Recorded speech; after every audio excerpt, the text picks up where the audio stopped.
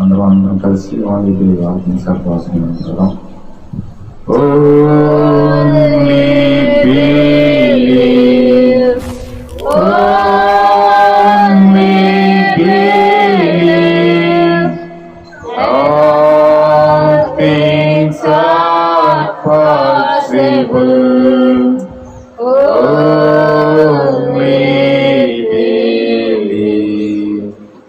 Lord, I believe, my Lord, I believe, and all things are possible.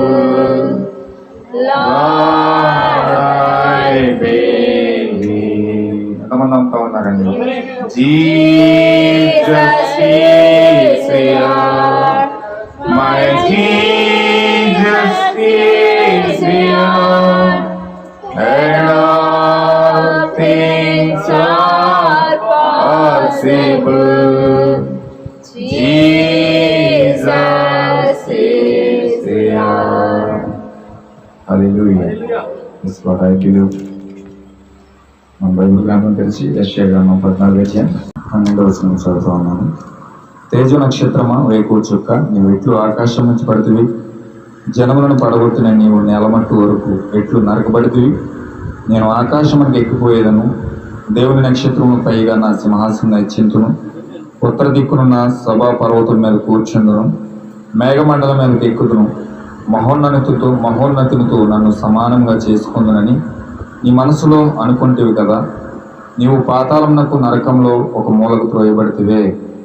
నిన్ను చూసేవారు నిన్ను నిదానించి చూచుచు ఇట్లు తలపోయేదురు. భూమిని కంపింపచేసి రాజ్యమును వణికించిన వాడు ఇతడేనా? లోకమును అడవిగా చేసి దాని పట్టణములను పాడు చేసిన వాడు ఇతడేనా? తాను చెరపట్టబడిన వారిని తమ నివాస స్థలమునకు పోయినయ్యన వాడు ఇతడేనా?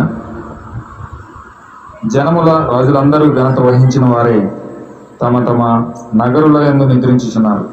నీవు సమాధి పొందక పారవేయబడిన కొమ్మ వలె ఉన్నావు. ఖడ్గం చేత పొడవబడి చచ్చిన వారి శవములే కప్పబడిన వారే తిరిగి త్రొక్కబడిన పీనుగునైతిని. బిలము యొక్క రాళ్ళ యొద్దకు దిగుచున్న వాని వలె ఉన్నావు. నీవు నీ దేశము పాడు చేసి నీ ప్రజలను హతమార్చితివి.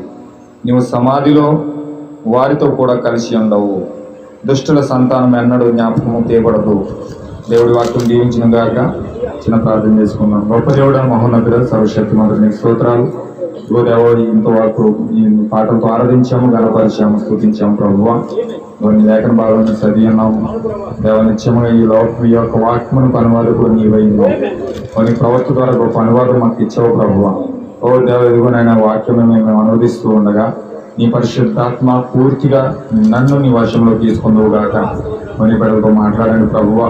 నీ వాక్యము ఎంతో ఆశతో ఎదురు చూస్తూ ఉన్నారు. ఆశ గల ప్రాణాన్ని మీరు తృప్తిపరచండి ప్రభువా. ఓ దేవ, మీరే మీ జీవన వారితో పంచుకోండి తండ్రి.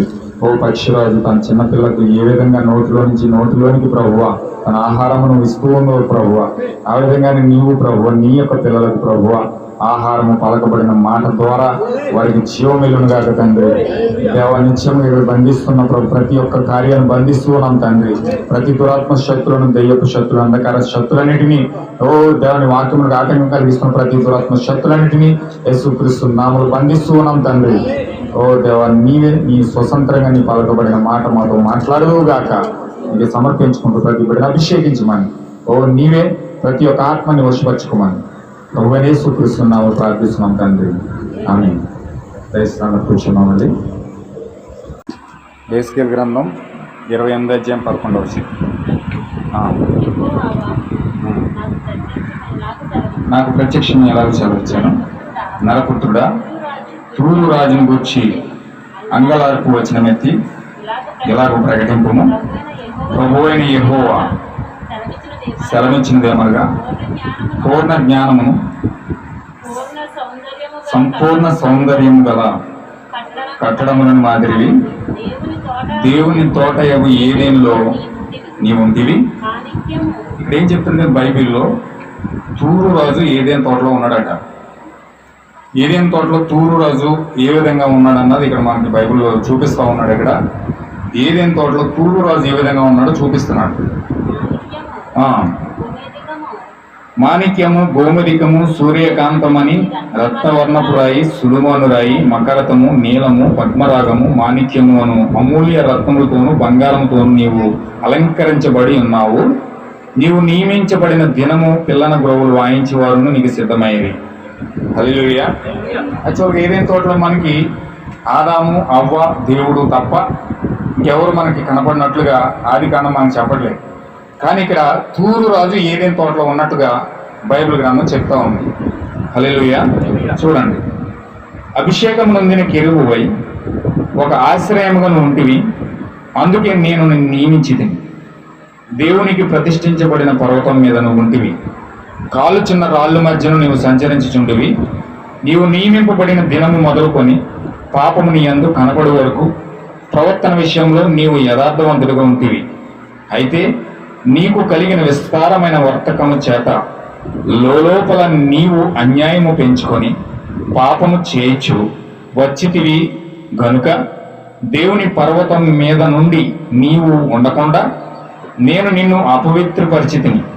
ఆశ్రయముగా ఉన్న కెరూబు, కాలుచున్న రాళ్ళు మధ్యను నీవెకను సంచరించవు. నిన్ను నాశనం చేసి తిని నీ సౌందర్యం చూసుకొని నీవు గర్వించిన వాడవై నీ తేజస్సు చూచుకొని నీ జ్ఞానము చెరుపుకుంటువి.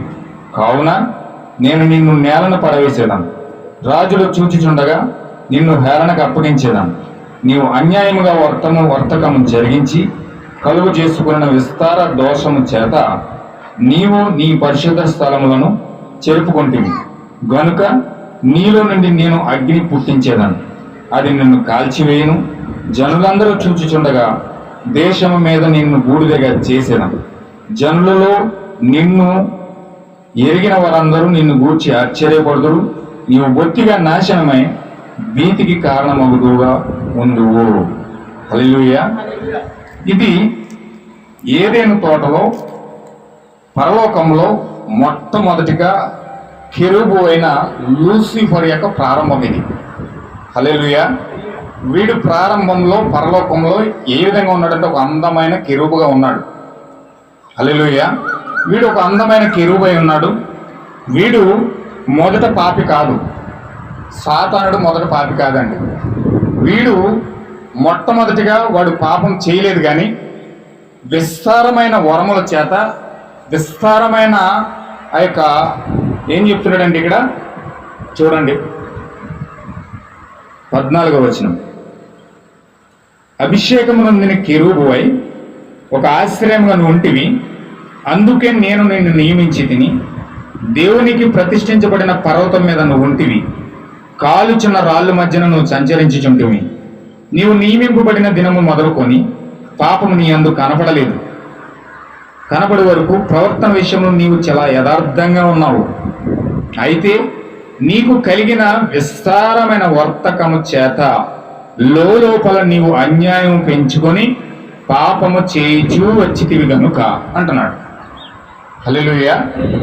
ఇక్కడ వాడికి కలిగిన వర్తకము చేత, వాడికి కలిగిన ఆస్తి చేత, వాడికి కలిగిన సంపద చేత, వాడికి కలిగిన జ్ఞానము చేత వాడు లోపల గర్వించి వాడేమనుకున్నాడంటే దేవుని కంటే పైగా ఉండాలనుకుని వాడు ఒక ప్రణాళిక లోపల మనసులో దేవుని మీద అసూయ పెంచుకున్నాడు. హల్లెలూయా. లోపల వాడే అసూయ పెంచుకొని ఇక్కడ వీడేం చేశాడంటే దేవుని మీద ఎదురు తిరగడం మొదలుపెట్టాడు. వీడు కదులుచున్న రాళ్ళు మధ్య సంసారం చేసిన వాడు. ఈ కదులుచున్న రాళ్ళు ఎవరో కాదు, కానీ దేవుని కుమారులు కుమార్తెలై ఉన్నారు.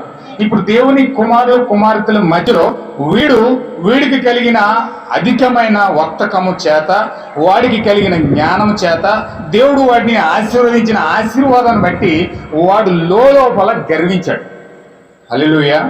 వాడి గర్వమే వాడిని నాశనముకు తీసుకెళ్లి అగ్ని చేత కాల్చబడే వరకు కూడా వాడి స్థితిని అక్కడ తీసుకెళ్తా ఉంది. హల్లెలూయా. ఇక్కడ సాతాను యొక్క ప్రారంభం నుంచి సాతాను యొక్క అంతం వరకు దేవుడు తెలియజేస్తా ఉన్నాడు. ప్రకటన గ్రంథంలో సాతాను యొక్క అంతం తెలియజేస్తా ఉన్నాడు. ఎలాగంటే వెయ్యేండ్ల కాలము ముగించబడిన తర్వాత వాడు అగ్ని చేత పూర్తిగా కాల్చివేయబడి పూర్తిగా వాడు లేకుండా పోతాడు. హల్లెలూయా. వాడిని నాశనం చేసేది ఏంటండి? అగ్ని. వాడు అగ్నికి ఆహుతి అయిపోతాడు. సాతానుడు అగ్నికి ఆహుతి అయిపోతాడు. వాడి యొక్క అంతము ప్రారంభము కూడా ఈ యొక్క ఎహెజ్కేలు గ్రంథం 28 అధ్యాయం మనకు తెలియజేయబడుతూ ఉంది. హల్లెలూయా. వాడికి కలిగిన వర్తకము చేత వాడు గర్వించి దేవునితో సమానంగా ఉండాలని, దేవుని కంటే పైగా ఉండాలని వీడు ఎలా ప్లాన్ చేశాడంటే లోపల గర్వించాడు. ఈ లోపల గర్వించడమే వాడిని దేవదూతలందరినీ కూడా ఇంచుమించు ఎంతమందిని అంటే చూడండి, ప్రకటన గ్రంథం మనం చూసినట్లయితే 9 అధ్యాయం 13.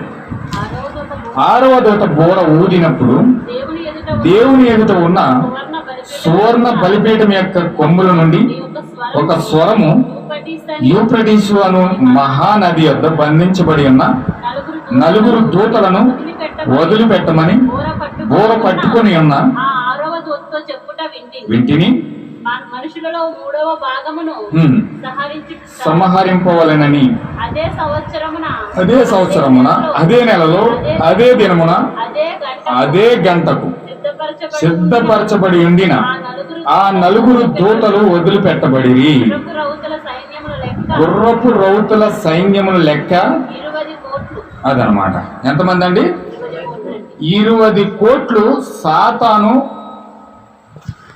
ఏదైనా తోటలో వాడు దేవుని కంటే పైగా ఉండాలని చెప్పి అక్కడ ఉన్న కెరూబులను సెరూబులను ఆ దూతలన్నిటినీ కూడా అబద్ధమైన బోధ చేసి వాడిని దేవుని చేస్తానని వాడు నమ్మబలికి ఇంచుమించు 20 కోట్ల దేవదూతల్ని వాడి పక్క తెచ్చేసుకున్నాడు. హల్లెలూయా. 20 కోట్ల దేవదూతలు సాతాను లూసిఫర్ వెనుకున్నారు. 20 కోట్ల దేవదూతలు లూసిఫర్ వెనకాల ఉండి ఇప్పుడు మిఖాయేలు యొక్క దూతలతో, మిఖాయేలు యొక్క సైన్యంతో యుద్ధం చేయడానికి సిద్ధపడ్డాడు. హల్లెలూయా. ఇప్పుడు మిఖాయేలు యొక్క దూతలతో యుద్ధం చేయడానికి సిద్ధపడి పరలోకంలో ఒక భయంకరమైన యుద్ధం జరిగింది. ఆ యుద్ధంలో ఆ యొక్క లూసిఫర్ యొక్క సైన్యం అంతా కూడా ఓడిపోయింది. హల్లెలూయా. ఇప్పుడు ఆ యొక్క యుద్ధంలో లూసిఫర్ యొక్క 20 కోట్ల సైన్యం ఎప్పుడైతే ఓడిపోయిందో, ఓడిపోయిన మరుక్షణమే ఇప్పుడు అక్కడి నుంచి కిందకు దేవుడు త్రోసేస్తున్నాడు. దానిని మనకి యెషయా గ్రంథం 14 అధ్యాయంలో చూపిస్తా ఉన్నాడు ఇక్కడ. హల్లెలూయా. చూడండి ఒకసారి. ఇప్పుడు వాడు పతనమయ్యాడు. ఏదైనా తోటలో కెరువుగా ఉన్నవాడు, ఏదైనా తోటలో ఒక అందమైన కెరువు, అది అందగాడు సాతాను చాలా అందంగా చేశాడు దేవుడు. హల్లెలూయా. ఇప్పుడు వాడు ఎప్పుడైతే గర్వించి యుద్ధం చేశాడో ఆ యుద్ధంలో ఓడిపోయిన తర్వాత ఇప్పుడు భూమి మీద పడతా ఉన్నాడు. హల్లెలూయా. ఇప్పుడు భూమి మీదకి ఏదైనా తోటలో తూరు రాజు ఉన్నాడు. తూరు రాజు ఎవరో కాదు, లూసిఫర్ అయి ఉన్నాడు. ఆ తూరు రాజు ఎవరో ఒక సాతానుడై ఉన్నాడు, అపవాదై ఉన్నాడు, అందమైన కెరూబది. ఇప్పుడు ఆ కెరూబు ఎప్పుడైతే ఓడిపోయాడో ఆ యొక్క ఓడిపోయిన మరుక్షణము వాడు తేజో నక్షత్రముగా, వేకువ చుక్కగా ఎలాగైతే ఆకాశం నుంచి కిందకు పడతా ఉన్నాడో చూపిస్తా ఉన్నాడు యోహాను ఇక్కడ. హల్లెలూయా. యెషయా గ్రంథంలో యెషయా చూపిస్తా ఉన్నాడు.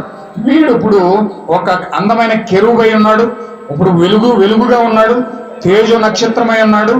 హల్లెలూయా. ఎంతమందికి అర్థమవుతుందండి? ఇక్కడే ఉన్నారు కదా. ఇప్పుడు ఇంగ్లీష్లో అయితే ఏముంటుంది? మార్నింగ్ స్టార్ అని ఉంటుంది. అంటే సాతానుడు ఎలా మారిపోయాడు అంటే ఉదయ నక్షత్రం, తేజో నక్షత్రం ఉంది తెలుగు బైబిల్లో. అది ఇంగ్లీష్లో బైబిల్లో అయితే ఉదయ నక్షత్రం అని ఉంటుంది, మార్నింగ్ స్టార్. ఇప్పుడు వీడు ఉదయ నక్షత్రముగా, అంటే తేజో నక్షత్రముగా, వేకువ చుక్కగా. ఇప్పుడు యాక్చువల్గా వేకువ చుక్క, ఉదయ నక్షత్రం అని ఎవరిని పిలిచాడంటే ప్రవక్త ప్రభుని యేసుక్రీస్తుని పిలిచాడు. ఇప్పుడు ఆ మార్నింగ్ స్టార్ ఎవరంటే ప్రభుని యేసుక్రీస్తు. ఇప్పుడు ప్రభు అని యేసుక్రీస్తు మార్నింగ్ స్టార్ గా ఉంటే వీడు కూడా భూమి మీదకి ఎలా పడ్డాడంటే ఒక మార్నింగ్ స్టార్ గా పడ్డాడు కింద. హల్లెలూయా. ఒక మార్నింగ్ స్టార్ గా పట్టి ఇప్పుడు యేసుక్రీస్తు స్థానంలోనికి వాడు వెళ్ళిపోతా ఉన్నాడు. యేసుక్రీస్తు యొక్క స్థానాన్ని వాడు ఆక్రమిస్తూ ఉన్నాడు. వెలుగు చుక్కగా, వెలుగు దూతగా వీడు భూమి మీద కింద పడతా ఉన్నాడు. హల్లెలూయా. ఇప్పుడు వీడు ఎలా అంటాడంటే బైబిల్ గ్రంథం చెప్తా ఉంది, జనములను పడగొట్టిన వాడు,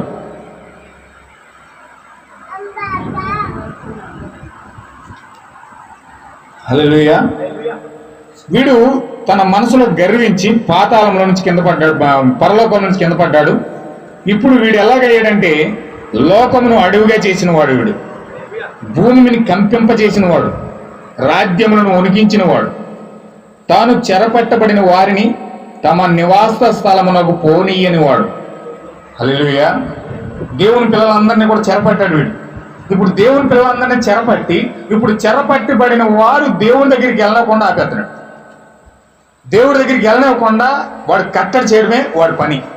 ఇప్పుడు వాడు ఏం చేస్తున్నాడు చూడండి, వాడు ఎన్ని పనులు చేస్తున్నాడు చూడండి.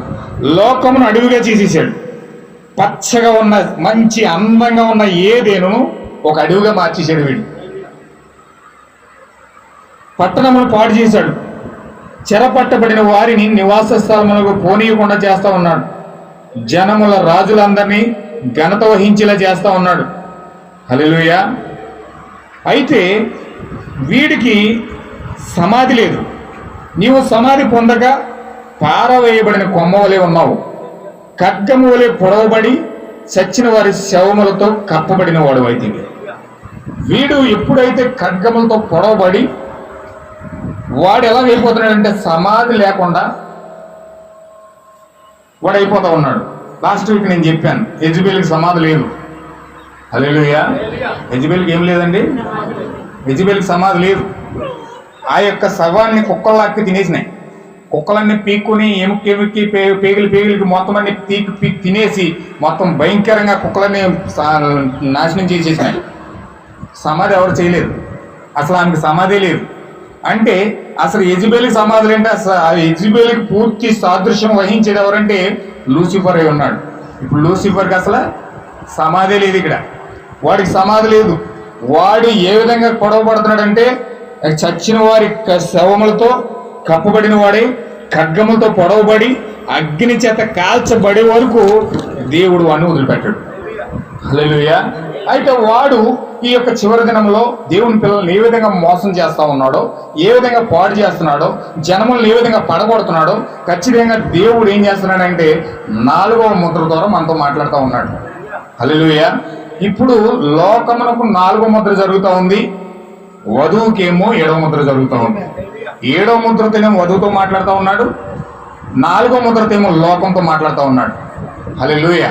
ఇప్పుడు 4వ ముద్రలో నుంచేమో లోకము పాత్ర వహిస్తూ ఉంది, 7వ ముద్రలో నుంచేమో వధువు పాత్ర వహిస్తూ ఉంది.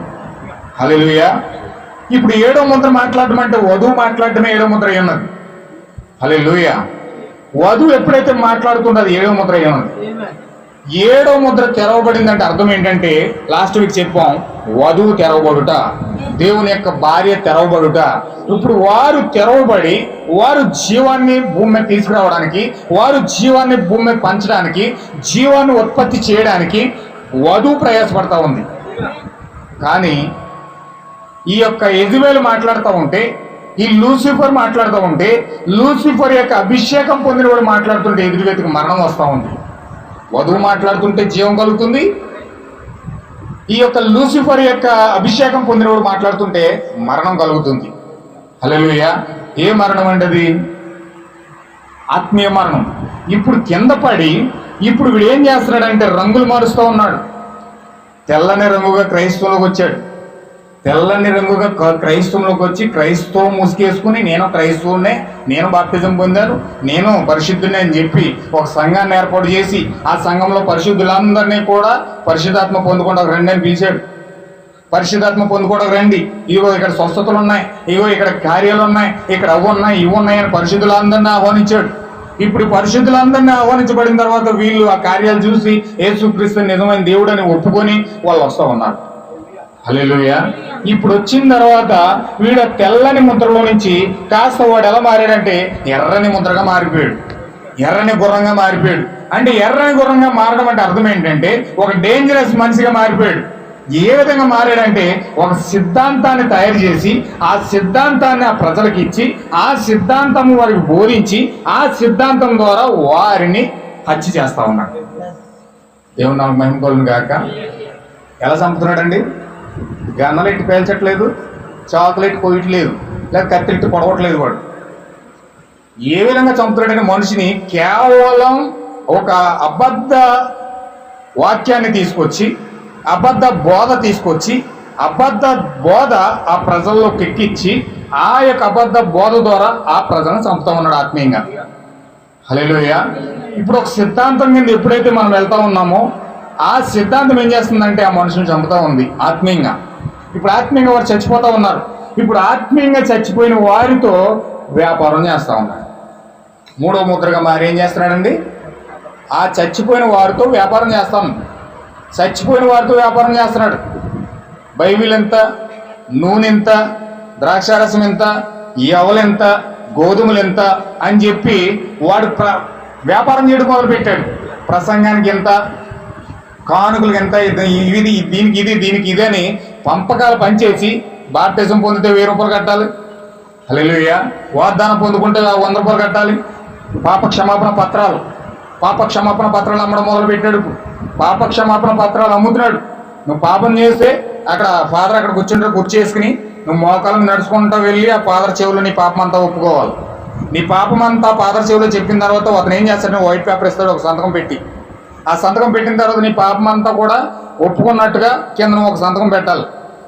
అతను కూడా ఒక సంతకం పెట్టిస్తాడు, నీవు కూడా ఒక సంతకం పెట్టాలి. అప్పుడు ఆ పైన ఏం చేస్తాడంటే నువ్వు చెప్పిన ప్రతి పాపానికి వెలగడతాడు. నీకు అబద్ధానికి ఎంత, నీ దొంగతనానికి ఎంత, నీ మోసానికి ఎంత, అవన్నీ కూడా లిస్ట్ రాస్తాడు. ఆ లిస్ట్ అంతా కూడా నువ్వు ఎప్పుడైతే డబ్బు అంతా తీసుకెళ్ళి ఆ డబ్బాలు వేసేస్తావో నీ పాపం పరిహరించబడింది అనే సర్టిఫికేట్ నీకు ఇస్తాడంతే. హల్లెలూయా. ఇప్పుడు వీడు ఏం చేస్తున్నాడంటే పాప క్షమాపణ పత్రాలు అమ్మడం మొదలుపెట్టాడు. తర్వాత కచ్చిపులు అమ్మడం మొదలుపెట్టాడు. నూనె అమ్ముకోవడం మొదలుపెట్టాడు. బైబిల్ అమ్ముకోవడం మొదలుపెట్టాడు. బిజినెస్ మొత్తం బైబిల్ అంతా కూడా బిజినెస్ చేసేసాడు. హల్లెలూయా. ఇదంతా business business business business. Bible అంటేనే బిజినెస్ మైండ్ వచ్చేసింది ఒక అంతా. హల్లెలూయా. ఇప్పుడు ఆ విధంగా మూడో ముద్రలోకి వెళ్ళి ఈ బైబిల్ని ఒక బిజినెస్ చేసి పడేశాడు. ఈ బిజినెస్ చేసి పడేసిన తర్వాత ఇప్పుడు వ్యాపారంలో నుంచి వీడేం చేశాడంటే ఈ యొక్క బిజినెస్ లో పడిపోయిన మనుషులందరూ కూడా ఈ యొక్క డబ్బు వస్తుంది, ఆస్తి వస్తుంది, ఆ యొక్క పలుకుబడి వస్తుంది, అన్నిటిలో పడిపోయి వీళ్ళు ఏం చేస్తున్నారంటే వీళ్ళు ఎక్కడికి వచ్చారు, ఏం చేస్తున్నారు, దేనికోసం క్రైస్తవంలోకి వచ్చారు మొత్తం మర్చిపోయారు. హల్లెలూయా. ఎందుకంటే ధనం ఎక్కడ ఉంటుందో వాళ్ళ హృదయం అక్కడ ఉంటుంది. ఖచ్చితంగా నువ్వు ధనానికి దాచుడువా, సిరికి దాచుడువా, దేవునికి దాచుడువా అని అడుగుతున్నాడు పౌలు గారు. అంటే మనుషులకు ధనం ఎక్కడ ఉంటుందో వాళ్ళ హృదయం అంతా అక్కడే ఉంటుంది. డబ్బుతో జీవితాలు ముడివేయబడి ఉన్నాయి. వాళ్ళ జీవితాలన్నీ కూడా డబ్బు డబ్బు డబ్బు అని కొట్టుకుంటూ లబ్ డబ్బు అని కొట్టుకోవడం బదులుగా వాళ్ళ జీవితం అంతా కూడా డబ్బు డబ్బు డబ్బు అని కొట్టుకుంటూ ఉంటుంది. ఎన్నో అక్రమాలు చేసి ఏ విధంగానూ సంపాదించడానికి ప్రయాసపడుతూ ఉంటారు. హల్లెలూయా. వాటి ఎలా సంపాదిస్తున్నాం అన్నది కాదు, కానీ ఎంత సంపాదించామన్నది కావాలి. ఆ విధంగా దొడ్డుదారులు మనిషి వెళ్ళిపోయి ప్రయాసపడే ధనం సమకూర్చుకోవడానికి మనిషి ప్రయాసపడతా ఉంటాడు. హల్లెలూయా. ఇప్పుడు వీళ్ళు ఏం చేశారంటే ఆ యొక్క దృష్టితో ఆ మనీ మైండ్ ఎప్పుడైతే మైండ్లోకి వచ్చిందో ఇంకా వాళ్ళు దేంట్లోకి వచ్చారో, దేనికోసం వచ్చారో, దేన్ని పొందుకోవడానికి వచ్చారో మొత్తం మర్చిపోయారు.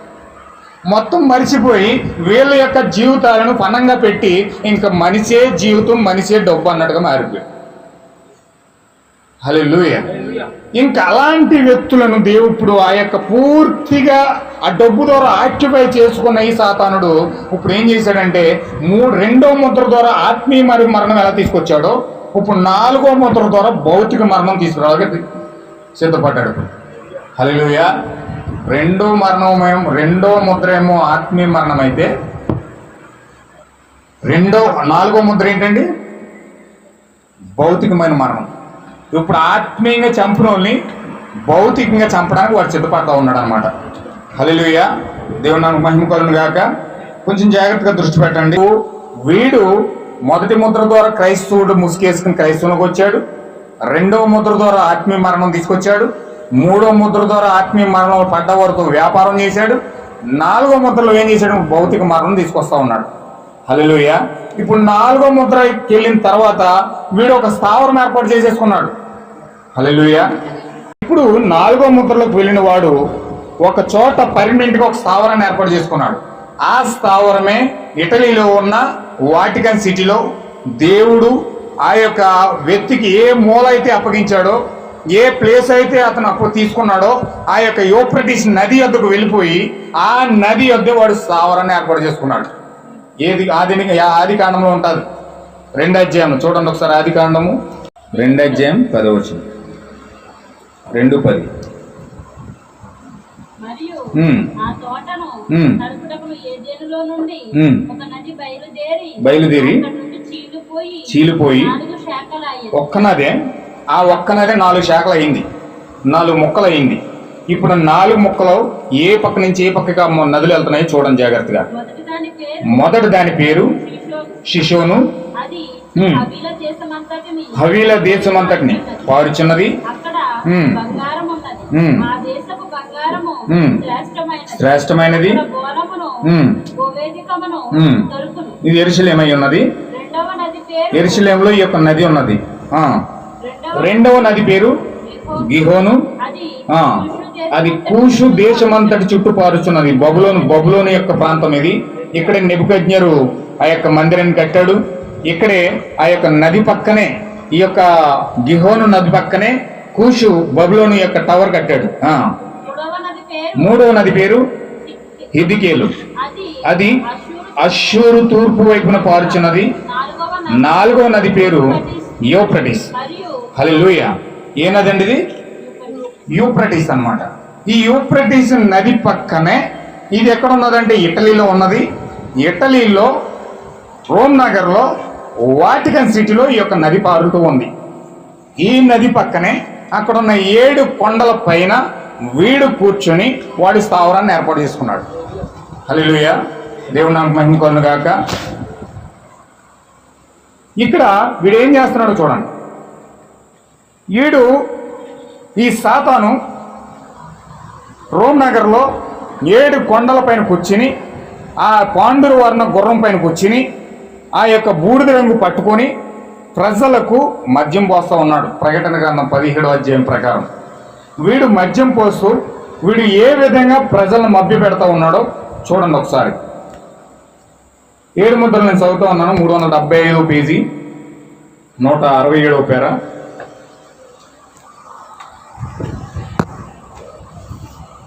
ఇప్పుడు మనము ప్రకటన 13:1-8 చూద్దాం. మరియు 10 కొమ్ములను 7 తలలు కలిగిన ఒక క్రూర ముఖము పైకి వచ్చి చూచితిని. ఇప్పుడు 12వ అధ్యాయంలో వాడు పడద్రోయబడి ఉన్నాడు. ఇప్పుడు గమనించండి. మరియు 10 కొమ్ములు 7 తలలు గల ఒక క్రూర ముఖము సముద్రంలో నుండి పైకి వచ్చి చూచితిని. దాని కొమ్ములు మీద 10 కిరీటములు, మరియు దాని తలల మీద దేవదూషణకరమైన, మరియు 10 కొమ్ములు 7 తలలు గల క్రూర ముఖము సముద్రంలో నుండి పైకి వచ్చి చూచితిని. దాని కొమ్ములు 10 కిరీటములు, మరియు దాని తలల మీద దేవదూషణకరమైన పేర్లు ఉండేవి. నేను చూసిన మృగము చిరుతుపులను పోలి ఉండేది. దాని పాదములు, ఓ మనకు గనుక ఇప్పుడు సమయం ఉన్న ఎడల ఈ రాత్రి అంతయు ఈ చిహ్నములను గురించి మనము ధ్యానించి, మరియు వాటిలో నుండి నేరుగా సాతాను యొద్దకు తీసుకొని వచ్చి చూపించగలను. తరువాత పాఠముల నుండి మీరు అనేకులు దీనంతటిని ఎరిగి ఉన్నారు. దాని పాదములు ఎలుగుబంటి పాదములు వంటివి, దాని నోరు సింహము నోరు వంటిది. దానికి ఆ ఘట సర్పము తన బలమును, తన సింహాసనను, గొప్ప అధికారం ఇచ్చాడు. సాతాను అవతారం ధరించాడు. చూసారా, ఇది ఒక సాతాను యొక్క అవతారం. దాని తలలో ఒక దానికి సావు దెబ్బ తగిలింది కమ్యూనిజం ద్వారా. మరియు దాని కింద ఆ విధముగా చదువుచూ పోవచ్చున్న ఎడల, మీకు గనక అవకాశం ఉన్న ఎడల చదువుడి. మనం ఇంకొద్దిగా చదివేదాం. దాని తలలో ఒక దానికి సావు దెబ్బ తగిలినట్టుండేను. అయితే ఆ చావు దెబ్బ మానిపోయిన కనుక భూజనులందరూ మృగం వెంట వెలుచు ఆశ్చర్యపడుచుండి ఉంటుంది. మీరు గనుక గమనించండి, మీరు కమ్యూనిజంను గమనించండి. అది రక్తమునకు ప్రతీకారం తీర్చుటకై, మీకు సహాయపడుటకై దేవుని చేతిలోని ఒక సాధనముగా ఉన్నది. మనము దాన్ని మీరు దాన్ని గమనించండి. మీరు కమ్యూనిజంను గమనించండి. అది రక్తమునకు ప్రతీకారం తీర్చుటకై, మీకు సహాయపడుటకై దేవుని చేతిలోని ఒక సాధనముగా ఉన్నది. మనము దానిని రేపు రాత్రి చూస్తాం. ఆ యొక్క మృగము అధికారం ఇచ్చినందున వారు ఘట సర్పమును నమస్కారం చేసిరి. ఆ ఘట సర్పం ఎవరు? సాతాను. అది సరియేనా? ఎర్రని సర్పం అది నిజమా? మృగమునకు ఎవరు అధికారం ఇచ్చారు? వాడు తన యొక్క అధికారము ఎక్కడ పొందెను, మరియు వారు ఈ మృగంతో సాటి ఎవడు, దానితో యుద్ధము చేయగలవాడెవడు అని చెప్పుకొనుచు ఆ మృగమునకు నమస్కారం చేస్తూ ఉన్నారు. హల్లెలూయా. అంటే ఆ మృగం ఎంత బలమైందో చూడండి. దానికి సాటి ఎవడు, దానితో యుద్ధం చేసేవాడు ఎవడు లేడు. అసలు అంత గొప్ప అధికారం ఆ మృగం పొందుకొని ప్రపంచవ్యాప్తంగా ఆ ఘట సర్పము 7 కొండల మీద కూర్చుని అది అధికారం చేస్తూ ఉంది. హల్లెలూయా. ఇది చాలా చిన్నగా మనకు కనిపించవచ్చు, కానీ ప్రపంచాన్ని ఏలుతున్నది ఈ ఘట సర్పమే. ఇప్పుడు ఈ ఘట సర్పము 7 కొండల మీద కూర్చుని వాడు ఎంత ఘనమైన అధికారం పొందుకున్నాడంటే అసలు ఆ మృగంతో సాటి ఎవరు, దానితో యుద్ధం చేయగలవాడెవడు అని చెప్పుకుంటూ జనాలు అందరూ కూడా మృగంతో వెళ్ళిపోతున్నారంట. ఎవరో చేయలేరు బాబు, దీన్ని ఎదుర్కొని ఎవడు బతికినోడు లేడు. నోరు మూసుకుని దాన్ని కూడా వెళ్ళిపోతేనే ప్రాణాలతో బయటపడతాం, లేకపోతే మన ప్రాణాలను కాపాడుకోవాలంటే దాంతో వెళ్ళడం తప్ప. ఒకవేళ ప్రాణాలు పోగొట్టుకోవాలంటే ఎదిరించాలి. నాకు అది ఇష్టం లేదు.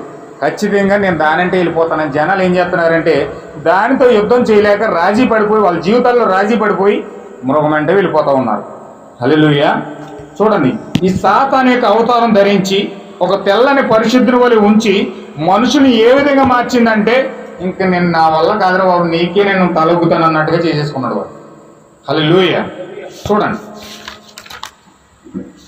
డంబపు మాటలు, దేవదూషణకరమైన మాటలు,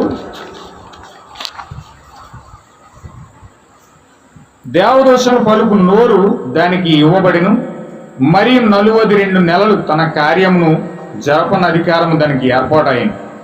గనుక దేవుని దూషించుటకును, ఆయన నామమును, ఆయన గుడారమును, ఆయన పరిశుద్ధాత్మ నివసించే స్థలము ఎవరు? నీవే, వధువై ఉన్నది. ఇప్పుడు ఆ వధువుతో యుద్ధం చేయడానికి 42 నెలలు దానికి అధికారం ఇవ్వబడింది. అది దూషించుటకు, ఆయన నామాన్ని ద్వేషించుటకు, ఆయన గుడారాన్ని, పరిశుద్ధాత్మ నివసించే స్థలాన్ని, పరలోక నివాసులను దూషించుటకు అది తన నోరు తెరిచింది. హల్లెలూయా. నువ్వుతో యుద్ధం చేసేది ఎవరంటే ఆత్మీయంగా నీ పక్కన ఇంటి పక్కన శత్రువు కాదు. హల్లెలూయా. నీ సహోదరుడు కాదు, లేకపోతే కమ్యూనిస్ట్ కాదు, పక్కనుండే డినామినేషన్ కాదు, లేకపోతే ఏ వ్యక్తులు కాదని. ఇప్పుడు నీ పైన నోరు తెరిచింది ఎవరంటే నీతో యుద్ధం చేయడానికి నేరుగా నీ యుద్ధకు వచ్చేది ఎవరంటే ఈ యొక్క డంబపు నోరు కలిగిన ఈ యొక్క రోమ్ నగరం నుంచి వచ్చే సిద్ధాంతమే నీతో ఫైట్ చేస్తా ఉంది. హల్లెలూయా. నీ శత్రువు ఎవరండి? నీతో ఫైట్ చేసేది ఎవరు? ఏమండి, మీ శత్రువు ఎవరో తెలుసు? అసలు బాక్సింగ్ ఆడేవాడండి. ఎదుటి వ్యక్తి యొక్క ప్రవర్తన బాక్సింగ్ కోసం చెప్తాడు. ఆ బాక్సింగ్ ఆడేటప్పుడు ఎదుటి వాని యొక్క వీక్నెస్ తెలియకుండా, వాడు ఎక్కడ కొడితే పడతాడో తెలియకుండా గనక ఇతను కనుక బాక్సింగ్ వెళ్ళాడంటే ఎదుటోడి యొక్క ఆ యొక్క ఏమంటారు దాని వీక్నెస్, అతను కొట్టే విధానం, అతను పంచి కొట్టే విధానం కనుక నువ్వు తెలియకుండా యుద్ధానికి వెళ్ళావు అనుకోండి, 10 దెబ్బలు కొట్టుడు ఒక్క దెబ్బను పడేసేస్తాను నేను, అయిపోయింది కథం. అయితే ఖచ్చితంగా ఎదుటి వాని యొక్క పంచ్ ఏ విధంగా కొడుతున్నాడో తెలియకపోతే మనం యుద్ధంలోకి వెళ్ళడం వేస్ట్.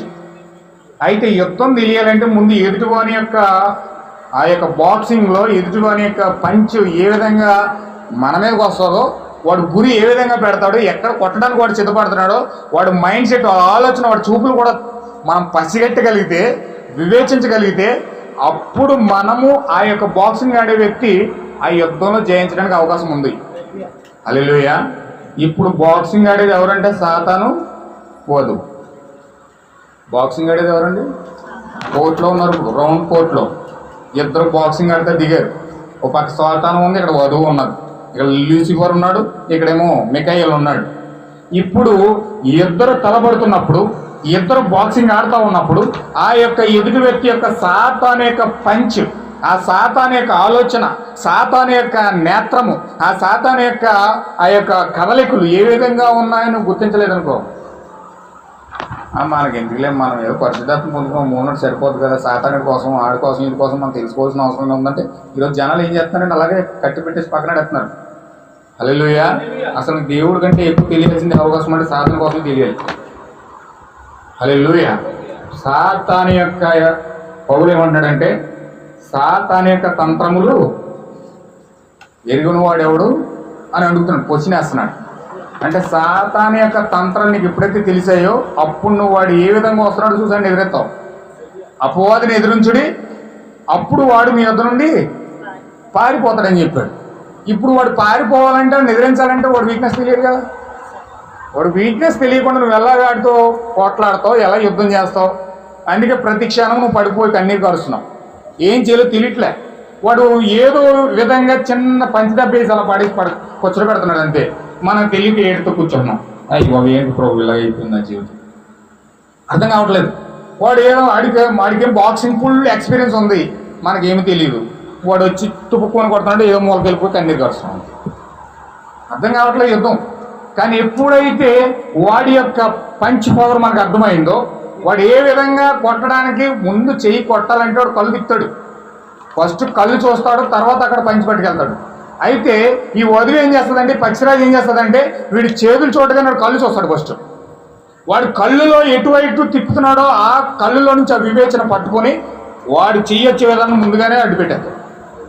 హల్లెలూయా. అందుకే ఈ వర్తమానం ద్వారా మనకి ఏం నేర్పుతున్నాడు తెలుసండి, యుద్ధం నేర్పుతున్నాడు. మనకేం ట్రైనింగ్ పసిబోళ్ళు పాలు ఇవ్వట్లేదైనా. వర్తమానం వాళ్ళకి ఎవరు ఏం చేస్తున్నాడండి, పసిపిల్లలకు చిన్న పిల్లడికి పాలు ఇచ్చినట్టుగా పాలు తాగు అన్నట్లయితే ఆయన అలా చెప్పట్లే. పక్షిరాజు పాలు తాగదండి. పక్షిరాజు ఏం తింటదంటే మాంసం తింటది. మాంసం అంటే యుద్ధం. ఈ యుద్ధం చేయడం నేర్పిస్తున్నాడు ఆయన, ట్రైనింగ్ ఇస్తున్నాడు. ఇది ఆత్మీయ యుద్ధం.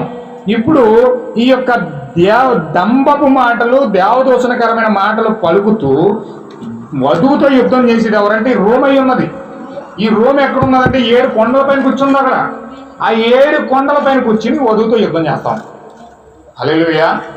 ఎలాగా అక్కడెక్కడో ఇటలీలో 7 కొండల పైన కూర్చుని ఎక్కడైతే యుద్ధం ఎలా చేస్తున్నాడు అంటే వాడి సిద్ధాంతాన్ని, వాడి యొక్క కండిషన్ని, వాడి యొక్క ప్రతి కార్యక్రమాన్ని డినామినేషన్ ద్వారా ప్రతి ఇంటిలోనికి నడిచి వెళ్ళిపోయాడు. కాబట్టి ఇప్పుడు దాని ద్వారా యుద్ధం చేస్తూ ఉన్నాడు.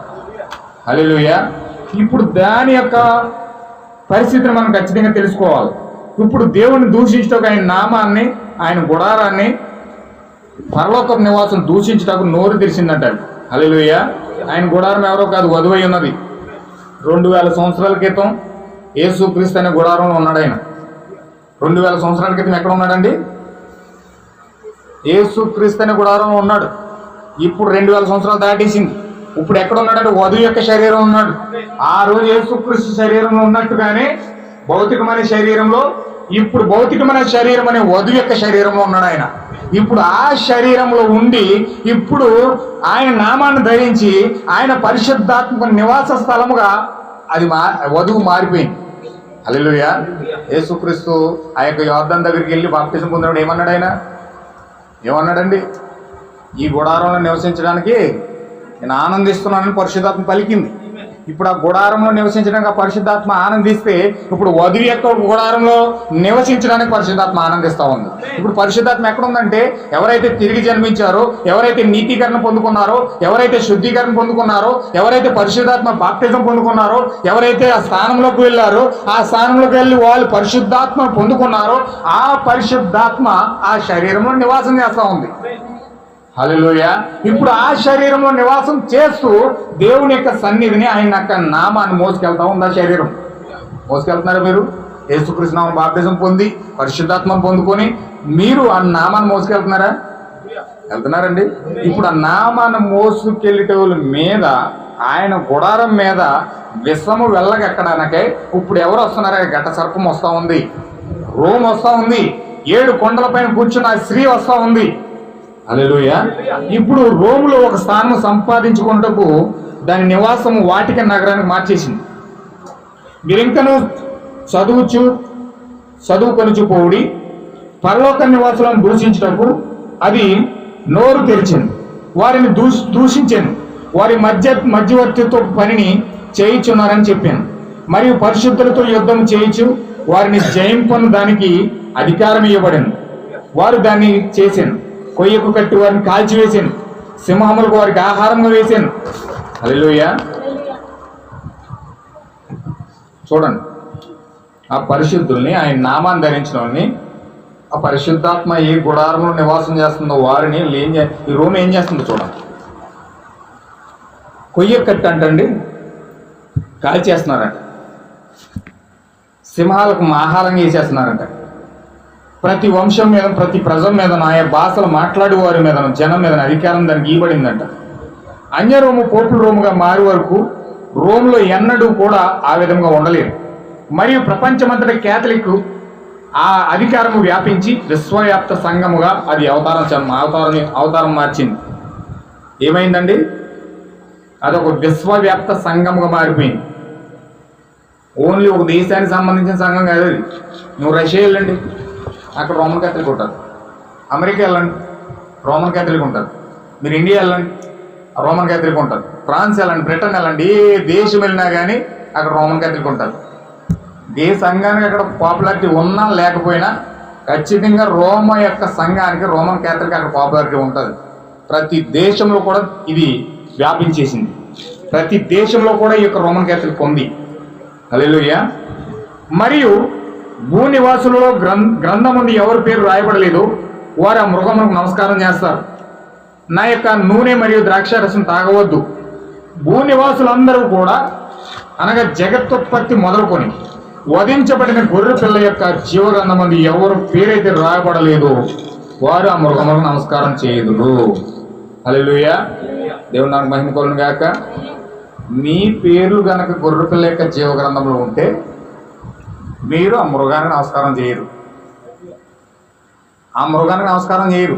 గొర్రె పిల్ల జీవగ్రంథంలో ఎవరి పేరైతే రాయబడి ఉందో వారు ఆ మృగానికి నమస్కారం చేయరు. ఏమేన్ హల్లెలూయా. ఒకవేళ గొర్రె పిల్ల జీవగ్రంథంలో మీ పేరు ఉన్నదో లేదో చెక్ చేసుకుంటే చాలా మంచిది. ఎందుకంటే ఆ మృగానికి నమస్కారం చేయని వారు ఏదైనా జనం ఉన్నదంటే అది ఖచ్చితంగా ఆయన గ్రంథంలో లిఖించబడిన పేర్లు ఉన్నవారు మాత్రమే. ఏమేన్ హల్లెలూయా. ఇప్పుడు ఎవడైనా చెవిగలవాడు వినుగాక. ఎవడైనా చెరపట్టవాలని ఉన్న ఎడల వాడు చెరలోనికి పోవును. ఎవడైనాను ఖడ్గం చేత చంపబడిన ఎడల వాడు ఖడ్గం చేత చంపబడవలను. ఈ విషయంలో పరిశుద్ధుల ఓర్పు విశ్వాసం కనబడుతుంది. ఇప్పుడు వాడు తన యొక్క గొప్ప ఖడ్గమును చేత వచ్చుటను చంపుటకు వచ్చుట మనం చూసి తిని. వాడి చేతిలో ఖడ్గం ఉంది, ఎర్రని ఘట సర్పం అది. ఆ వాడి చేతిలో ఖడ్గం ఉంది. ఆ ఖడ్గంతో నరికేస్తున్నాడు, హత్యలు చేస్తా ఉన్నాడు.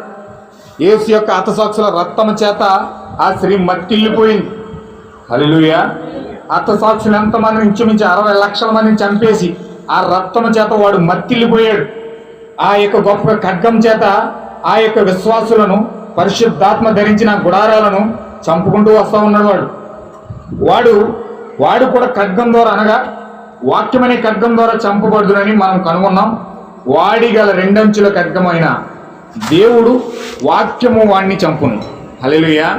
కత్తి చేత పట్టినాడు, తిరిగి కత్తి ద్వారానే చంపబడతాడు. మనం చదివాం ఇందాక బైబిల్లో, వాడు కత్తి చేత పొడవబడి ఏమవుతాడండి? వాడి కళేబరములు చీల్చబడతాయట. వాడికి సమాధులు లేవు. వాడు అందరినీ హతసాక్షులు చేస్తూ ఉన్నాడు, కత్తితో చంపుతూ ఉన్నాడు. కత్తి పట్టినాడు, తిరిగి కత్తితోనే చచ్చిపోతాడు. ఏది విత్తితే అదే కొయ్యాల్సి వస్తుంది. ఇప్పుడు వీడు ఆ యొక్క ఎర్రని ఖడ్గం పెట్టుకుని పరిశుద్ధులందరినీ చంపుతూ ఉన్నాడు. కాబట్టి వీడిని చంపేది ఏంటంటే వాడి అయిన 2 అంచుల ఖడ్గము వాడిని చంపేస్తాం. వాక్యము వాడి దగ్గరకు వచ్చి వాడి అయిన 2 అంచుల వాడి అయిన ఖడ్గము వాడిని చంపుతూ ఉందన్నమాట. 7 ఉరుములు వాటి యొక్క స్వరములు ఉచ్చరించు వరకు కాచుకొని ఉండండి. ఆ ఖడ్గం ఏంటో తెలుసా? 7 ఉరుములు అట. 7 ఉరుములే వాక్య ఖడ్గమై ఉన్నాయి. అందుకే విలియం బ్రనహాం ఎప్పుడైతే ఆ సెబిన కన్యలోనికి వెళ్ళి ఎప్పుడైతే అక్కడ నిలబడ్డాడో ఆయన చేతిలో ఖడ్గం వచ్చింది. ఆ ఖడ్గం ఎప్పుడు ఆ పిడి, ఆ యొక్క కత్తి కరెక్ట్గా ఆయన చేతిలో సరిపోయింది. అది ఆ కత్తి ఏంటో కాదు కానీ 7 ఉరుములై ఉన్నాయి. ఆ 7 ఉరుముల వాక్య ఖడ్గముతోనే ఈ యొక్క సాతాను పూర్తిగా విచ్ఛిన్నమైపోతా ఉన్నాడు. దేవుని నామమున మహిమ కలుగును గాక. ఇప్పుడు వాడిని విచ్ఛిన్నం చేసే ఖడ్గం ఎవరి చేతిలో ఉందో వారు మాత్రమే చంపగలుగుతారు. ఇప్పుడు వాడిని చంపాలంటే ఖచ్చితంగా ఈ ఖడ్గం కావాలి, 7 ఉరుముల ఖడ్గం కావాలి. ఇప్పుడు 7 ఉరుముల ఖడ్గంతో వాడిని విచ్ఛిన్నం చేసి చట్నీలకు వచ్చింది. దేవుడు నాకు మహిమకోలం కాక కొంచెం నేను ఎదురుకి వెళ్తాను, కొంచెం జాగ్రత్తగా మీరు పట్టుకోండి. ఇప్పుడు ఆ రోమ్ ఆ యొక్క ఎలా వచ్చిందంటే అది మృగం అనగా ఏమిటంటే, మృగం అంటే అర్థం ఏంటండి? మృగం అంటే అర్థం ఏంటి ఏమండి? అందరూ చదువుతున్నారా? ముద్దలు అందరూ చదువుతున్నారు కదండి. ఆల్మోస్ట్ మీరు అందరూ సర్వీస్ ఉంటారు అనుకుంటున్నాను. మృగం అంటే అర్థం ఏంటండి? అధికారము అని అర్థం. ఏంటండి? నేను మళ్ళీ రివర్స్ ఎందుకు వేస్తున్నానంటే మీ మైండ్లో ఇది ఒక్కొక్కటి ప్రింట్ అవుతే ఆ యొక్క పాయింట్ వచ్చినప్పుడు మీకు అర్థమవుతుంది. మృగం అంటే ఏంటి? అధికారం. ఇప్పుడు అధికారముతో పెత్తనం చేసే విధముగా సాతానుడు ఉన్నాడు. ఏంట మృగం అంటే? ఆ రోమ్ ఏంటంటే ఆ యొక్క 7 కొండల పైన కూర్చున్న మృగం ఏంటంటే ఖచ్చితంగా అది నీ యొక్క శరీరమై ఉన్నది. దేవుడి ద్వారా విలియం బ్రహ్మం గారు ఒక మెసేజ్ బోధించాడు. అదేం మెసేజ్ అంటే అన్నిటికంటే అతి గొప్ప పోరాటం. మీ దగ్గర ఉంటే చదవను ఖచ్చితంగా, అది చాలా అవసరం. అది అన్నిటికంటే అతి గొప్ప పోరాటం అనే మెసేజ్లో ఆయన వివరిస్తూ ఉన్నాడు. ఇప్పుడు ఈ శరీరము 7 పొరలు కలిగి ఉంది. ఎన్ని పొరలు అండి? ఈ శరీరం ఎన్ని పొరలు అంటే 7 పొరలు కలిగి ఉంది. ఇప్పుడు 7 పొరల లోపల దైవత్వం దాగుందండి. 7 పొరల లోపల ఏముందండి? దైవత్వం దాగుంది. ఇప్పుడు దైవత్వాన్ని బయటికి తీసుకురావాలంటే ఈ యొక్క 7 పొరలు దాటుకుని రావాలని. 7 పొరలు ఏంటంటే అదే సాతానై ఉన్నాడు. 7 పొరలు 7 ఒక్క పరిశుద్ధాత్మను దేవుడు 7 ముద్రల చోట ఎందుకు ప్యాక్ చేశాడంటే, దాన్ని ఎందుకు ముద్రించాడంటే 7 ముద్రల లోపల 7 ఉరుములు ఉన్నాయి. ఇప్పుడు 7 ఉరుములే పరిశుద్ధాత్మ ఉన్నది, పరిపూర్ణ పరిశుద్ధాత్మ, అది సంపూర్ణ హోలీ గోస్ట్. అది ఇప్పుడు ఆ హోలీ గోస్ట్ 7 ముద్రల లోపల బంధించబడింది. ఇప్పుడు 7 ముద్రలు ఎప్పుడైతే బద్దలవుతాయో, 7 ముద్రలు ఎప్పుడైతే ఓపెన్ అవుతాయో అప్పుడు అందులో నుంచి పరిశుద్ధాత్మ బయటకు వస్తారు. హల్లెలూయా. ఇప్పుడు 7 ముద్రలు విలియం బ్రహ్మం గారి ద్వారా ఆ సన్సెట్ మౌంటైన్ పైన ఎప్పుడైతే వెళ్ళాడో ఆ యొక్క 7 ముద్రలు ఎప్పుడైతే ఆయనకు ఓపెన్ అయినాయో అప్పుడు ఆ పరిశుద్ధాత్మ ఆయనలో నుంచి రిలీజ్ అయింది. ఎంతమందికి అర్థమవుతున్నా? కొంచెం నేను లోపలికి వెళ్తున్నాను, కొంచెం నన్ను వెళ్ళనివ్వండి. రామని చెప్పి కొంచెం ఎంకరేజ్ చేస్తే ఇంకా మంచి. హల్లెలూయా. ఇప్పుడు ఈ యొక్క పరిశుద్ధాత్మ, ఆ లోపల ఉన్న పరిశుద్ధాత్మ ఎప్పుడైతే ఆ లోపలికి వెళ్ళిందో, ఆ 7 పొరలను తెంచుకొని ఆ లోపలికి వెళ్ళిందో అక్కడ పరిశుద్ధాత్మ బయటకు ఓపెన్ అయిపోయింది. విలియం బ్రహ్మంలో నుంచి పరిశుద్ధాత్మ ఓపెన్ అయిపోయింది. ఇప్పుడు విలియం బ్రహ్మం ఎలాగయ్యాడంటే ఏదైనా తోటలో ఆదాం ఎలా ఉన్నాడో అలాగ అయిపోయాడు.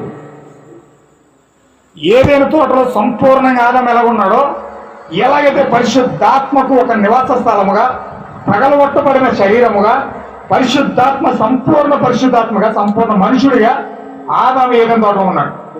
ఇప్పుడు ఏదైనా తోటలో ఉన్న ఆదాము ఏ విధంగా జంతువులతో మాట్లాడితే వింటా ఉన్నాయో, ఏ విధంగా ఆకాశంతో మాట్లాడితే ఆకాశం వింటా ఉందో, సముద్రంతో మాట్లాడితే సముద్రం వింటా ఉందో, ఇవన్నీ కూడా పలకబడిన మాట ద్వారా ఆ యొక్క ఏదైనా తోటలో ప్రతి జంతువుని వెళ్తా ఉన్నాడు.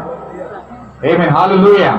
ఇప్పుడు విలియం బ్రహ్మం కూడా ఎప్పుడైతే ఆ 7 ముద్రలు తెరవబడ్డాయో, ఆ శరీరం 7 పొరలు ఎప్పుడైతే తెరవబడ్డాయో అప్పుడు అతను పరిశుద్ధాత్మ తెరవబడి ఇప్పుడు ఏదైనా తోటలో ఆదం ఉన్నట్లుగానే ఆయన జంతువుతో మాట్లాడుతున్నాడు వెళ్ళి, ఆ చేపతో మాట్లాడుతున్నాడు వెళ్ళి, హల్లెలూయా, ఆ మృగంతో మాట్లాడుతున్నాడు వెళ్ళి, ఆ యొక్క జంతువులతో మాట్లాడుతున్నాడు, ఆ మనుషులతో మాట్లాడుతున్నాడు.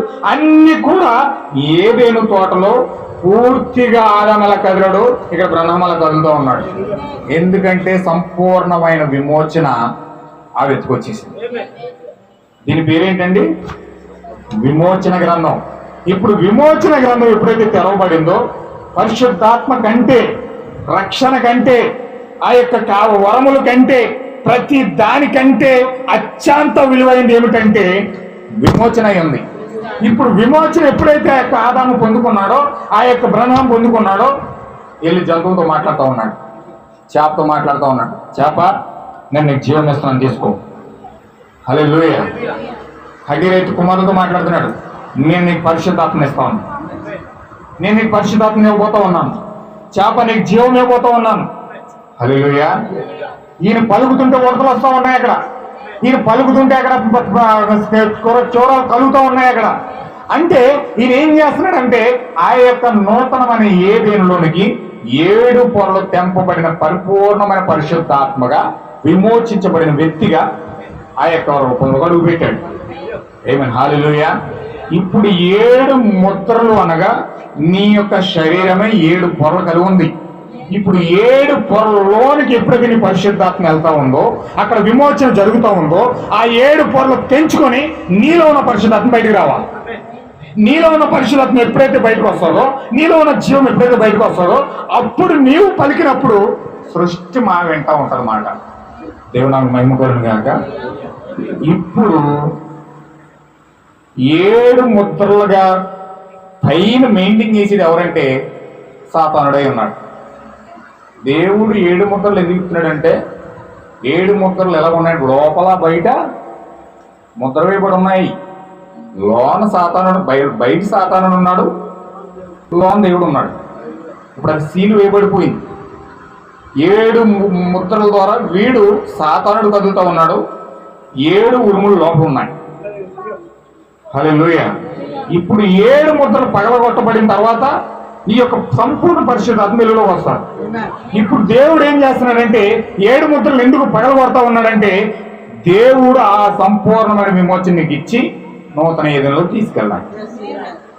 దేవుడు నాకు మహిమ కలుగును గాక.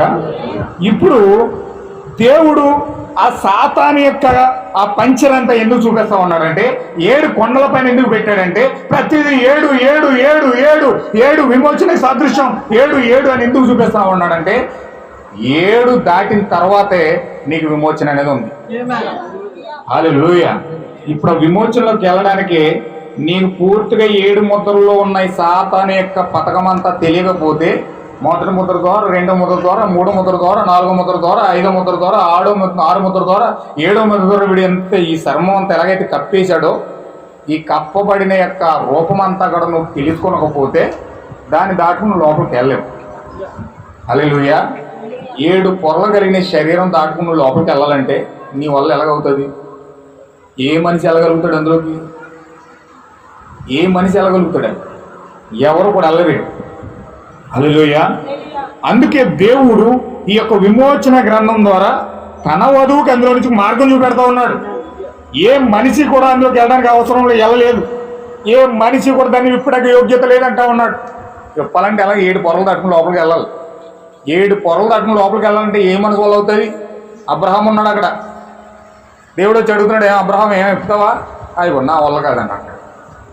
యోబు అక్కడ కూర్చుని ఉన్నాడు, యాకోబు అక్కడ కూర్చుని ఉన్నాడు, దావీదు అక్కడ కూర్చున్నాడు. గొల్లియాతుని చంపేశాడు. ఆయన 14 అడుగులు గొల్లియాతుని చంపేశాడు. ఎన్నో విజయాలు దావీదు యొక్క చేతిలో ఉన్నాయి. అలాంటి వాడు అక్కడ కూర్చుని ఉన్నాడు. ఏమయ్యా దావీదు ముద్రలా నిలుపుతావా? అయ్యో నా వల్ల కాదండి. హల్లెలూయా. అక్కడ ప్రతి ఒక్కరు కూడా విమోచించబడడానికి ఎదురు చూస్తూ ఉన్నారు. ఆ విమోచన కోసం ఎదురు చూస్తూ ఉన్నారు. వాళ్ళు ఇంకేం విమోచన వాళ్ళు తెలుస్తూ ఉంటారు.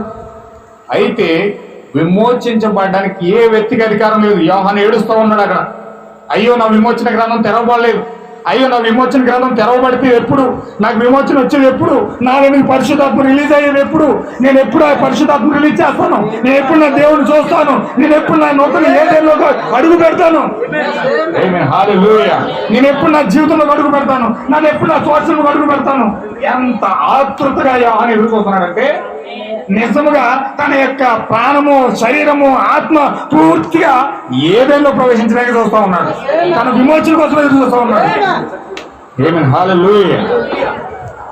ఎప్పుడైతే ఆ విమోచన గ్రంథం తెరవబడడానికి యోధా గోత్రపు సింహమైన దావీదు వేరు చిగురైన ప్రభుని యేసు క్రీస్తు వధించబడిన గొర్రెపిల్ల అర్హత పొంది ఉన్నాడని ఎప్పుడైతే స్వరం వినబడిందో ఇంకా ఆ యోహానికి ఆనందానికి అవలు లేకుండా పోయే.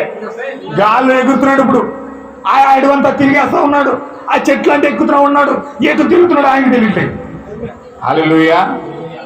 విలియం బ్రనమ్ ఎప్పుడైతే విమోచన గ్రంథం తెరవబడుతుందన్న స్వరం విన్నాడో అడవులోకి వెళ్ళిపోయిన మొత్తం అడవంతా తిరిగేస్తున్నాడు. చెట్లు ఎక్కుతున్నాడు, ఆ రొబ్బలు ఎక్కుతున్నాడు, ఆ చెట్లకి నేలాడుతున్నాడు. చిన్న పిల్లల్లాగా ఆడుకుంటున్నాడండి. అడవంతా తిరిగి ఆనందం పట్టచాలట్లేదు. ఎవరు చెప్తే పిచ్చోడు అన్నారు. ఎవరికన్నా వెళ్ళి ఈ విషయాలన్నీ చెప్తుంటే మొత్తం పిచ్చెక్కిపోయింది, బొరపాడైపోయింది, మొత్తం మాకు చెప్పరు బాబు అంటున్నారు. హల్లెలూయా. ఎవరు చెప్పాలో తెలియట్లేదు. వెంటనే ఈయన వెళ్ళి ఆ చెట్టుని అలాగే ఆనందం వ్యక్తం చేస్తా ఉన్నాడు. గిరగిర గిరగిర గిరగిర తిరుగుతున్నాడు. చాలా ఆనందం వ్యక్తం చేస్తా ఉన్నాడు. విమోచన గ్రంథం తెరవబడినాడు. ఎందుకు ఆ విమోచన గ్రంథం తెరవబడుతుందంటే, ఏ వ్యక్తికి లేని అర్హత ఆ 7 పొరలు దాటుకుని ఆ పరిశుద్ధాత్మను రిలీజ్ చేసే ఒక శక్తి కేవలం ప్రభువైన యేసుక్రీస్తు మాత్రమే ఉన్నది. ఆమేన్. హల్లెలూయా.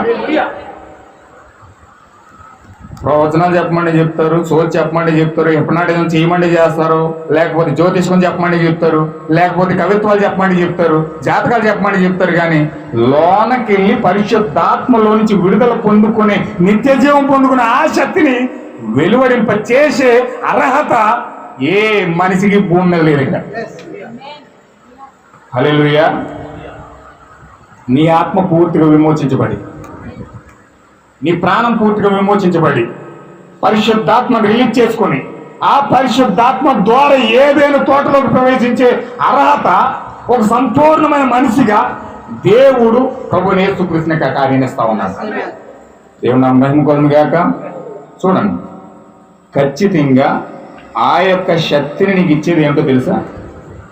7 ఉరుములై 7 ఉరుములే నీకు ఆ శక్తిని ఇస్తాయి. ఇప్పుడు ఆ కట్టుకుని నీలోకి రావాలి.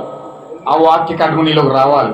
ఆ వాక్య కట్టుకుని ఎప్పుడైతే నీలోకి వస్తా ఉందో 7 పొరలను చీల్చి చెండాడేస్తుంది. ఇప్పుడు నీ శరీరమే రోమై ఉంది. నీ శరీరమే వాటికన్ సిటీ అయి ఉంది. 7 కొండల లోపల ఉంది. ఇప్పుడు హల్లెలూయా.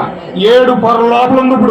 ఇప్పుడు 7 పొరల లోపల ఉన్న పరిశుద్ధాత్మ శక్తిని బయటికి తీసుకురావాలి. హల్లెలూయా.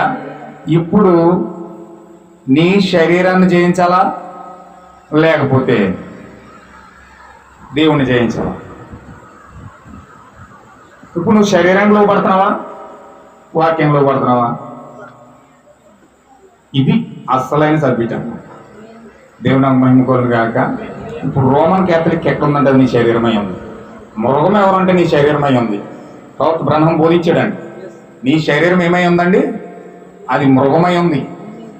పరిశుద్ధాత్మ పొందుకోలేండి ఎవడైనా సరే మృగంతో సమానం అన్నాడు. ఇప్పుడు నీ శరీరమే మృగమై ఉంది. ఇప్పుడు మృగము అధికారంతో ఉంది. అధికారం చెలాయిస్తా ఉంది. నువ్వు చుట్ట తాగమంటే తాగుతున్నావు వెళ్ళి, నిద్రపోమంటే నిద్రపోతున్నావు వెళ్ళి. నిద్రను జయించలేం, బద్ధకాన్ని జయించలేం, భయంకరమైన స్వార్థాన్ని జయించలేం, అసూయాన్ని జయించలేం, భేదాలను జయించలేం, కామ క్రోధాలను జయించలేం. ప్రతి వాటి అవన్నీ కూడా మనం ఏలుబడి చేస్తా ఉన్నాయి. హల్లెలూయా. స్వార్థం వస్తున్నది స్వార్థం కనిపించట్లేదు. అంటే సాతానుడు ఎంత తెలుగుగా మభ్య పెడుతున్నాడంటే అది స్వార్థమైనా కానీ ఎదుటోడు తెలుస్తుంది, కానీ ఈ వ్యక్తి మాత్రం తెలియట్లేదు. అబ్బే నాకు అస్సలు స్వార్థం లేదంటాడు. ఎందుకు ఒళ్ళంతా స్వార్థం. హల్లెలూయా. నాకు అస్సలు అసూయ లేదని అంటాడు. నేను ఒళ్ళంతా అసూయ. దేవుడు నాకు మహిమ కలుగును గాక. ఒక వ్యక్తి నాతో అనుకోడు, ఏమండి మనం చివరి దినాల్లో ఉన్నామండి, మనం ఏం చేయాలంటే ప్రార్థన చేయాలండి అనుకోడు. అయ్యో బాబోయ్, అతను ఎంత ప్రార్థన చేసేస్తున్నాడో, అందరికి ప్రార్థన చేయండి అని చెప్తున్నాడు అని చెప్పేసి ఒకసారి నేను అతను వాచ్ చేశాను. వాచ్ చేసేటప్పుడు అతని జీవితంలో అసలు ఏ క్షణంలో కూడా అసలు అతని జీవితంలో ప్రార్థనే లేదు. అందరికి ఏం చెప్తున్నాడని ప్రార్థన చేయండి. అందరూ ఏమనుకుంటున్నారు, అయిపోతుంది పెద్ద ప్రార్థన కూడా. కానీ అతని జీవితంలో ప్రార్థన లేదు. దేవుని నామం మహిమ కలుగును గాక. అలాగే ఆ వ్యక్తికి తెలియట్లేదు అది, అంటే లేదనుకుంటున్నాడు, కానీ అది అక్కడ ఉంది. అసూయ ఉంది, స్వార్థం ఉంది, ద్వేషం ఉంది, పగ ఉన్నది, కక్షలు ఉన్నాయి, భేదాలు ఉన్నాయి, అన్నీ అక్కడే ఉండి అవన్నీ కూడా వాటి చేత వేలుపడి చేయబడతా ఉన్నాడు మనిషి. హల్లెలూయా. బాధ వస్తుంది, స్వార్థం వస్తుంది, కోపం వస్తుంది, ఏమండి అన్ని విధాల కార్యాలన్నీ జరుగుతూ ఉన్నాయి. కానీ నా దాన్నాలో ఏమి లేవండి. మరి నీ శరీరం జయించాలి కదా. శరీరాన్ని జయించకుండా 7 పొరలు జయించకుండా లోన పరిశుద్ధాత్మ నువ్వు ఎలా తాగుతావు? నేను చెప్పేది లోన పరిశుద్ధాత్మ తాకాలంటే ఫస్ట్ శరీరాన్ని జయించాలి.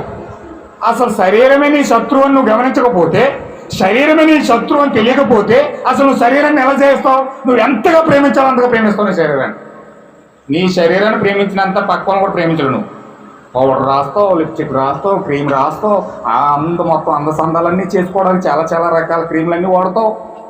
హల్లెలూయా. నీ శరీరాన్ని ఎంత బాగా ప్రేమిస్తావు అంటే అంతగా నీ శరీరాన్ని ఇష్టపడతావు. కానీ ఆ శరీరమే శత్రువు అన్న సంగతి నీకు తెలిసిందనుకో, దేవుడు నాకు మహిమకోలను కాక. ఇప్పుడు ఆ శరీరమే శత్రువు, నిన్ను నాశనం చేసేది నీ శరీరమే, నిన్ను పాడు చేసేది నీ శరీరం, నిన్ను బద్ధకస్తులుగా చేసేది నీ శరీరం, ప్రార్థన లేకుండా చేసేది నీ శరీరం, వాక్యంతో సహవాసం చేయకుండా చేసేది నీ శరీరం. ఎందుకు వచ్చలేదు అంత ప్రార్థన చేస్తే చిన్న ప్రార్థన చేయి, నిద్ర వస్తుంది కూడా. అవి బలిసిపోయింది ఫస్ట్ గట్టిగా, నిద్ర వచ్చేస్తుంది గట్టిగా, వెంటనే పడుకోలేదు, లేకపోతే నా వల్ల అవ్వట్లేదు. హల్లెలూయా. దేవుడు నాకు మహిమకోలను గాక. చూడండి ఇక్కడ ఈ శరీరం ఎంత మభ్య పెడతా ఉందంటే, ఈ శరీరాన్ని మనం జయించకుండా లోపల ఉన్న పరిశుద్ధాత్మ మనం తాకజాలము. దేవుడు నాకు మహిమకోలను గాక. అందుకే విలియం బ్రహ్మం 7 ముద్రలు అన్నాడు, అపవిత్రమైన చేతులు దీన్ని తాకజాలం అన్నాడు. ఏమన్నాడండి?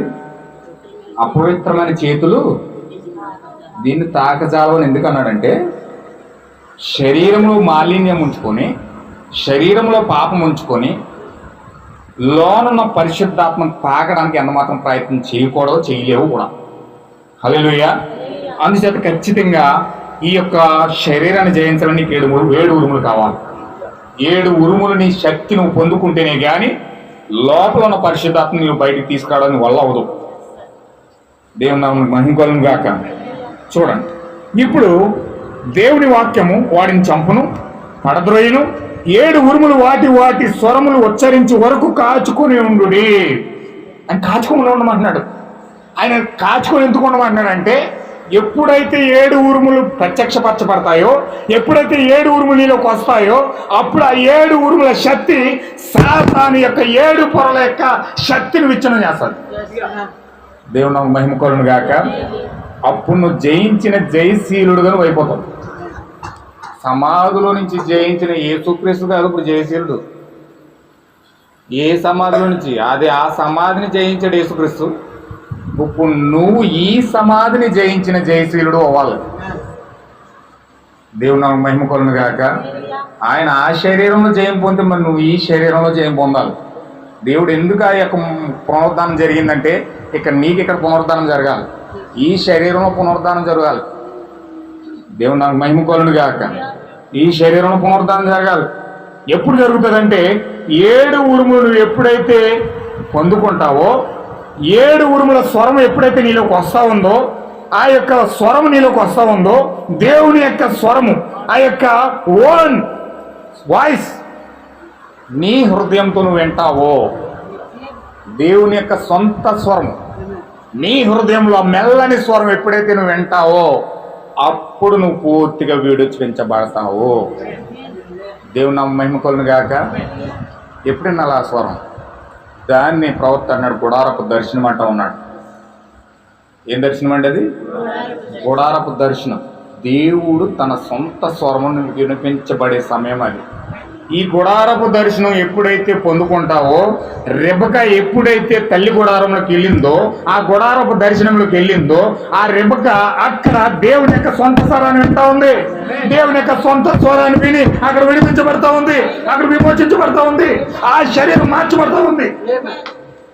దేవుని నామమునకు మహిమ కలుగును గాక.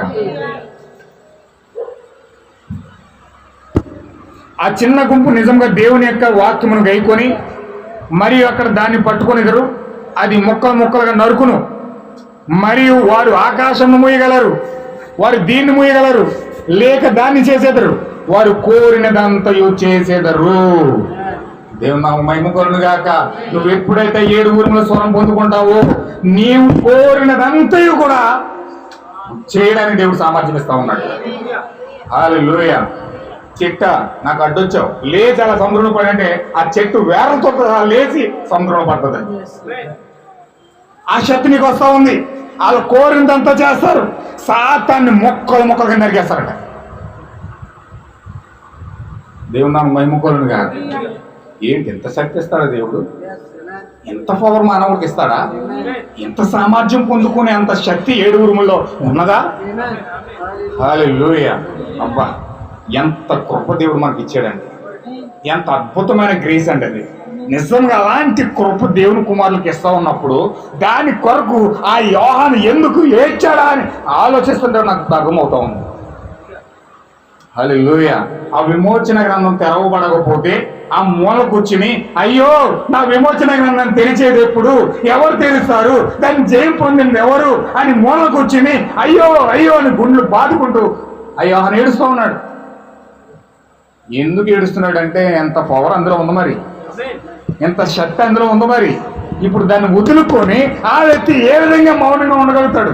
అంత శక్తిని పట్టుకొని, అంత దేవుని యొక్క కృపను పట్టుకొని ఏ విధంగా మౌనంగా కూర్చొని మౌనం ఉండగలుగుతాడు?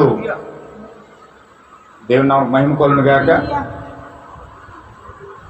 చూడండి,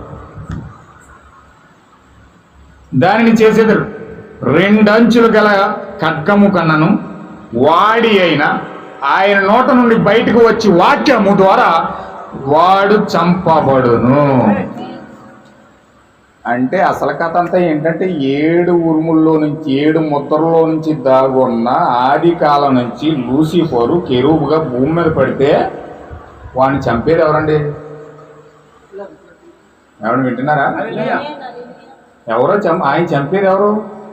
అంత పెద్ద శక్తి కలిగి కెరూబులు కలిగి జనాలు నాశనం చేసినోడు, పడగొట్టినోడు, దేవుని దగ్గరికి వెళ్ళకుండా చేసినోడు, ఆ భూ ప్రపంచాన్ని అంతా స్వాధీనపరచుకొని యేసుక్రీస్తుని 2 చేతులతో లేపుకెళ్ళిపోయి పర్వతం మీద పెట్టి నువ్వు నాకు మొక్కితే నీకు ఇదంతా రాసేతనని చెప్పినోడు, అలాంటి శక్తివంతుణ్ణి, అలాంటి జయశీలుణ్ణి, విజయశాలుణ్ణి లోకంలో అలాంటి చంపే శక్తి ఎవరికి ఇచ్చాడు తెలుసా? నీకు ఇచ్చాడు. హల్లెలూయా. పల్లకబడిన మాట పొందుకున్న వాడి చేతిలో ఆ వాక్యం ఖడ్గం పెట్టాడు. దేవుడు నా మహిమ కలుగును గాక. నిజంగా ఎంత కృప అండి. చాలా సంతోషం వస్తుంది. దేవుడు నాకు మహిమ కలుగును గాక. వారు కోరిన ఎడల 100 బిలియన్ల టన్నుల ఈగలను రప్పించగలరు. ఆహా, ఏమన్నా ఆశపడుతుందా? మీకు ఏమన్నా ఆశపడుతుందా? ఏం చేస్తున్నా నేను మనకి ఎందుకు చూస్తుంటాను. హల్లెలూయా. అందుకే ప్రవక్త చెప్పాడు, only believe all things are. ఆయనకి సమస్తము సాధ్యమే మనం కనుక నమ్మితే. నువ్వు నమ్మిన ఎడల దేవుని మహిమను చూస్తావని చెప్పాడు ఆయన. నువ్వు కోరితే 100 బిలియన్ల ఈగలను రప్పించగలరు. రప్పించాడు మోషే. ప్రతి ఐగుప్తీయుల ఈగలే, అన్ని ఈగలన్నీ వచ్చేసి మొత్తం ఇల్లంతా కప్పేసినాయి. 100 బిలియన్లు ఎన్ని ఈగలు వచ్చినాయో అవి తెలియదండి. మొత్తం ఇల్లు అంతా కూడా మొత్తం తేనె పొట్ట ఎలా పట్టుకుంటా, తేనెటీగలండి, తేనెటీగలు తొక్కట్టుకుంటా చూసారా, అలా పట్టేసి మొత్తం ఇల్లు అంతానే. మనిషి కదలడానికి లేదు. గిన్నె తిట్టే ఈగలు, గ్లాస్ తిట్టే ఈగలు, టేబుల్ మీదకి వెళ్తే ఈగలు, మంచం మీదకి వెళ్తే ఈగలు, అంత ఈగలే. ఈగలతో నింపుకొని అయ్యి బాబు మోస్తే నీకు దండం పెడతాను, దయచేసి ఈగలన్నీ తోలే, నీ దేవుడే దేవుడు, నేను ఒప్పుకున్నా, నీ ప్రజలందరూ తీసుకెళ్ళిపో, నేను నమస్కారం పెడతాను, ఈగలని తీసే బాబు అంటాడు. హల్లెలూయా. దేవుని నాకు మహిమ కలుగును గాక. అది దేవుని కుమారుడు యొక్క శక్తి అండి. దేవుని కుమారుడు యొక్క విమోచించబడిన వాడు తలుచుకుంటే అలాంటి పలకబడిన మాట ద్వారా దేవుడు చేసే కార్యాలు ఇవి. హల్లెలూయా. చూడండి, టైం అయిపోతుంది, నాకు ఇంకొక 5 నిమిషాలు ఉంది. జాగ్రత్తగా మీరు 5 నిమిషాలను క్లోజ్ చేస్తాను. 5 నిమిషాలు మీరు జాగ్రత్తగా దృష్టి పెట్టండి. వచ్చే వారం కంటిన్యూ చేస్తాను, ఆపేస్తాను. దేవుడు వారేం చెప్పినో అది సంభవించును, ఏలయనగా అది దేవుని నోట నుండి బయటకు వచ్చి దేవుని వాక్యమై ఉన్నది. హల్లెలూయా. ఇది అసలైన రహస్యం. నువ్వు ఎప్పుడైతే విమోచించబడ్డావో నీ నోట్లో నుంచి ఇంకా అంత మొత్తం అంతా వచ్చేదంతా వాక్యమే. నీ కాళ్ళేడు పోనా, నీ చేతులేడు పోనా, నువ్వు అక్కడేడు పోనా ఇక్కడేడు పోనా అన్నట్టు మాటలు రావు. హల్లెలూయా. ఆ మాటలు రావు. నువ్వు ఇలాగైపోలే మాటలు రావు. నోటంట భయంకరమైన పంపు కొట్టే మాటలు వస్తాయి కొంతమందికి. హల్లెలూయా. ఇప్పుడు విమోచించబడిన తరువాత అలాంటి మాటలు రావు. ఇప్పుడు ఆ మాటలన్నీ కూడా నీ నోటంతా వచ్చేదంతా కూడా ఏమొస్తుందంటే కేవలం దేవుని వాక్యం మాత్రమే వస్తా ఉంది. వాక్యం మాట్లాడుతున్నావు కాబట్టి మొత్తం వాక్యమే కార్యరూపంలో జరుగుతూ ఉంది. దేవుడు నాకు మహిమ కలుగును గాక. హల్లెలూయా. చూడండి, దేవుడు ఎల్లప్పుడు దాన్ని చేయను, అది ఆయన వాక్యము. అయితే వాక్యము క్రియ చేయుటకు ఆయన ఎల్లప్పుడూ మానవుని వాడుకొనును. ఆయన తను తానుగా ఎప్పుడు చేయదు. తను తానుగా ఆది నుంచి కూడా ఇప్పటి వరకు కదలేదు. దేవుడు ఒక మనిషిలో ఉండి కదులుతున్నాడు. హల్లెలూయా. దేవుడు ఒక మనిషిలో ఉండి కదులుతూ ఉన్నాడు. యేసుక్రీస్తు మాట చెప్పాడండి. కొంతమంది అండి గ్రీకీలు యేసుక్రీస్తు చూడడానికి దేవుడి దగ్గరికి వెళ్ళారు. అంటే దైవత్వం చూడడం కోసం వెళ్ళారనమాట. ఈయనేమో నేనే దేవుడిని, నేనే క్రీస్తుని, నేనే వెలుగుని, నేనే పునరుద్ధానాన్ని, నేనే జీవాన్ని అంటా ఉన్నాడు. వీళ్ళందరూ కూడా అసలు ఈయన అంత మాటలు చెప్తున్నాడు, అసలు ఈయన ఏంటో చూద్దాం, దైవత్వం ఎట్లా ఉందో తెలుసుకుందామని చెప్పి వీళ్ళందరూ కూడా యేసు దగ్గరికి వెళ్ళి యేసుక్రీస్తుని అడుగుతూ ఉన్నారు, మాకు దేవుణ్ణి చూపించాను. ఆయన ఏమన్నాడు తెలుసండి? గోధుమ గింజ భూమిలో పడి అది చచ్చిపోయి కుళ్ళిపోయి మరలా నూతన జీవంగా నూతన మొక్కగా బయటకు వస్తూ ఉంటుంది.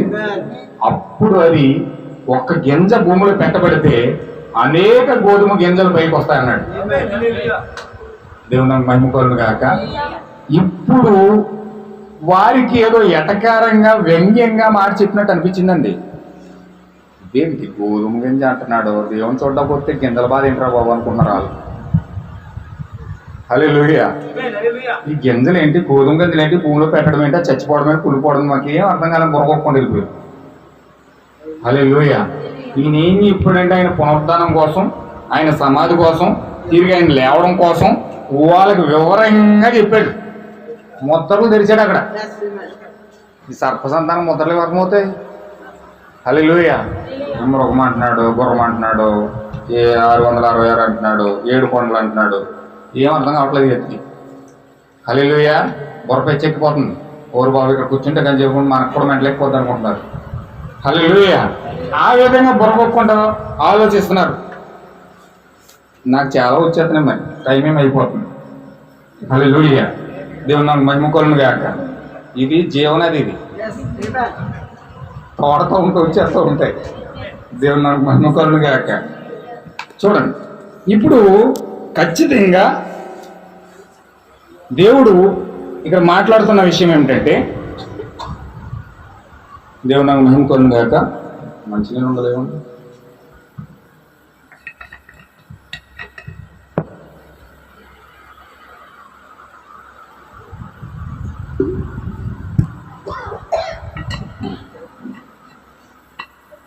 గోధుమ గింజ అనేది, ఒక గోధుమ గింజ 2000 సంవత్సరాల క్రితం భూమిలోకి వెళ్ళింది.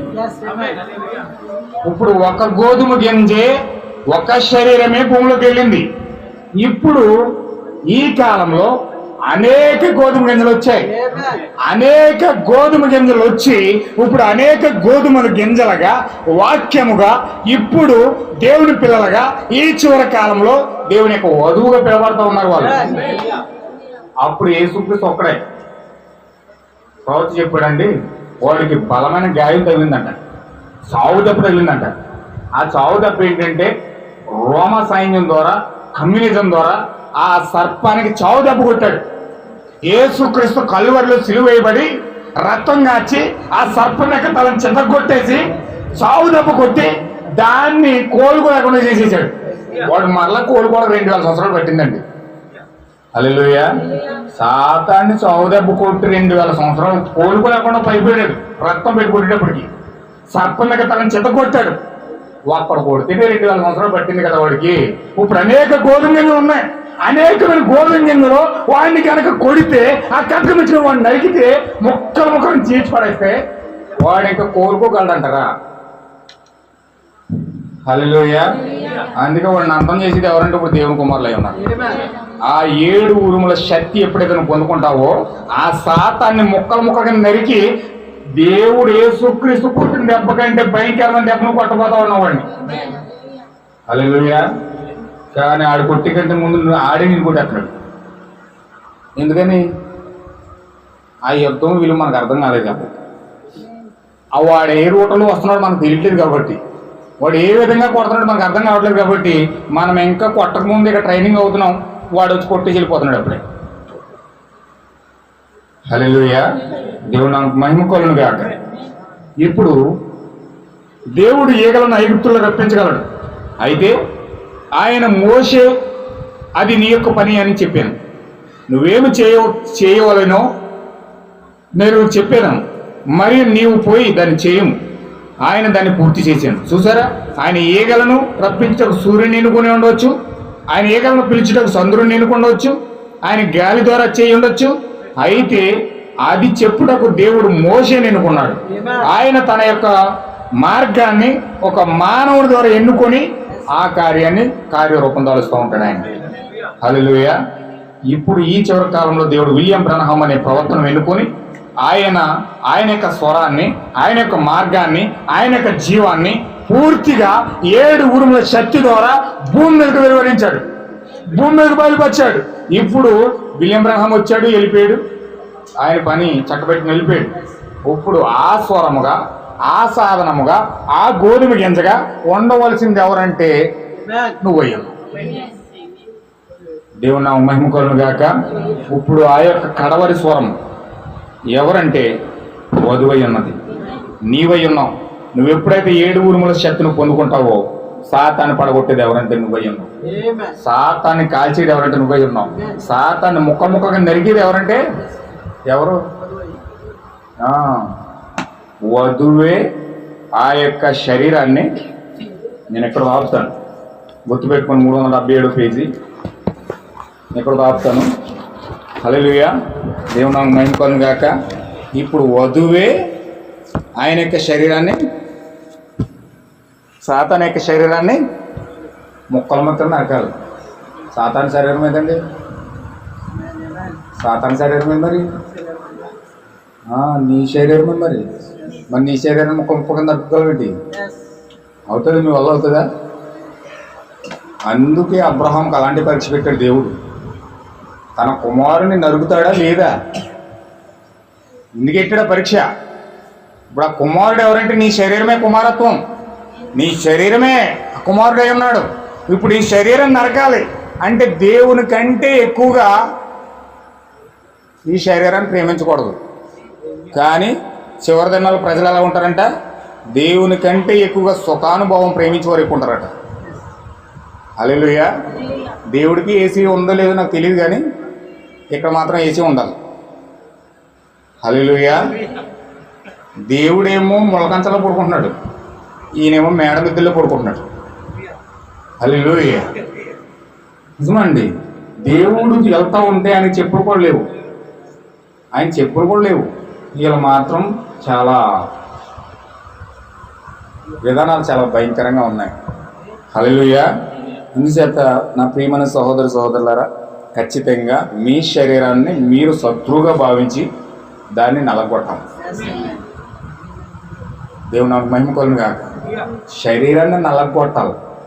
తనను తాను ప్రేమించుకున్నవాడు ఏముందని మార్కు సువార్తలో, తనను తాను ప్రేమించుకున్నవాడు తన ప్రాణాన్ని పోగొట్టుకుంటాడట. తనను తాను ద్వేషించుకున్నవాడు తన ప్రాణాన్ని కాపాడుకుంటాడంట. అంటే నీ ప్రాణాన్ని కాపాడుకోవాలంటే ఫస్ట్ నీ శరీరాన్ని ద్వేషించాలి.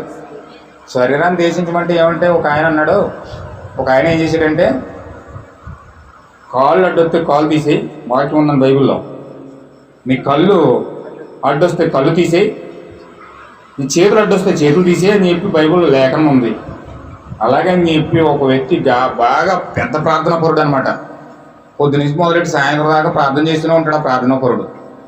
ఆయన వాక్యం చదువు ఏమనుకున్నాడంటే, కళ్ళుతో అమ్మాయిని చూస్తున్నాడంట. అమ్మాయిని చూస్తూ ఉంటే మోహపు తలంపులు వచ్చేస్తాయంట.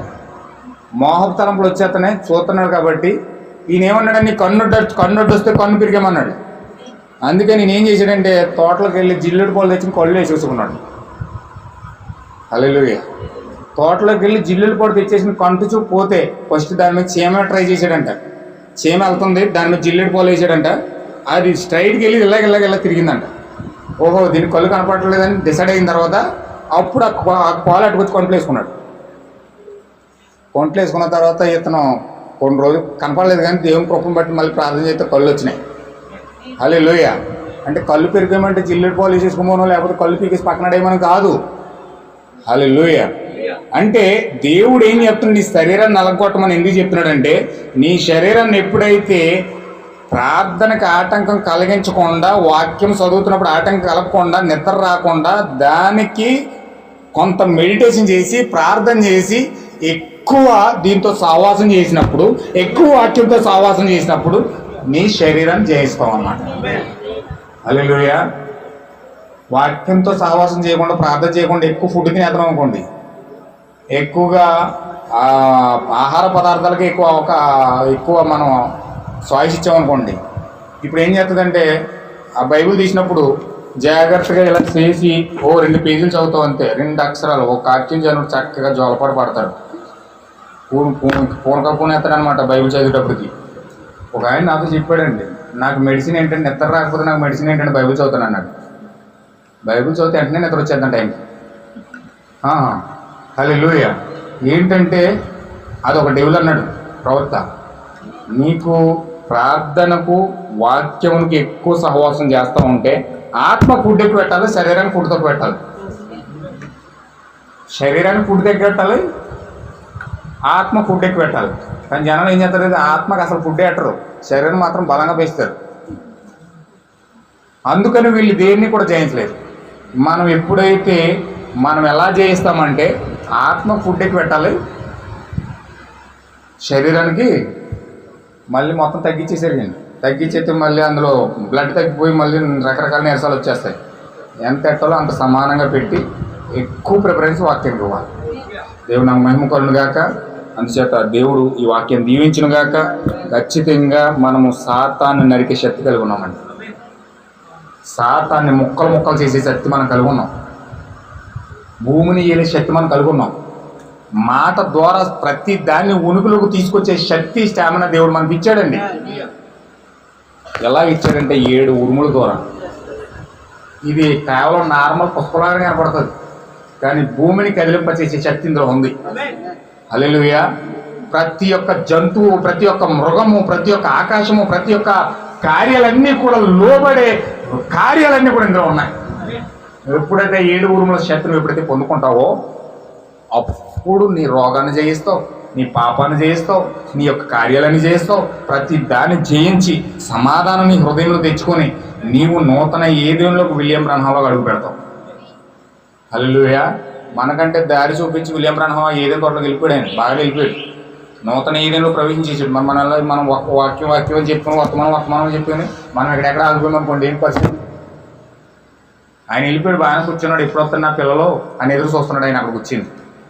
మరి మనం వెళ్ళకుండా ఎక్కడే కూర్చుని వాక్యం చెప్పుకుని ప్రార్థన లేకుండా, దీంతో సహవాసం లేకుండా అలా కాలం గడిపేసి ఎక్కడ కూర్చున్నాం? ఏంటి మన పరిస్థితి? హల్లెలూయా. రేపు పొద్దుట ధనవంతుడేమో అగ్నిలో ఉండి, లాజరేమో అబ్రహాం కుడి పక్కన కూర్చున్నట్టు, కానీ బ్రహ్మం గారు ఏమో అక్కడ కూర్చుంటాడు, నువ్వు ఎక్కడ ఉంటావు? హల్లెలూయా. మనకు ఆ స్థితి ఉండకూడదండి. ఖచ్చితంగా బ్రహ్మం గారు ఏ స్థితిలో, ఏ యొక్క పరదేశంలో ఉన్నాడో ఆ పరదేశంలో మనం వెళ్ళిపోవాలి. మన కింద నుంచి పైకి చూడకూడదు ఆయన్ని, మనం ఆయన పక్కన కూర్చోవాలి. దేవుడు నా మహిమ కలుగును గాక. అలా ఆ శక్తి కావాలంటే ఖచ్చితంగా మనం దీంతో సహవాసం చేసి ఇందులో ఉన్న 7 శక్తిని మన హృదయంలోకి ఎప్పుడైతే తీసుకుంటామో అప్పుడు దేవుడు మనల్ని ఆ స్థానంలో నిలబెడతాడు. అందుచేత మనం దాన్ని నిర్లక్ష్యం చేయొద్దు. ఖచ్చితంగా పాండురవర్ణ గుర్రాన్ని జయిద్దాం, సాతాన్ని జయిద్దాం, అని ముక్కలుగా నరికేద్దాం, ఆ యొక్క శరీరాన్ని జయిద్దాం, వాక్యానికి అవకాశం ఇద్దాం, వాక్య ఖడ్గం చేపడదాం. దేవుడి వాక్యం దీవించును గాక. అందులో లేచి నిలబడండి, చిన్న ప్రార్థన చేసుకుందాం.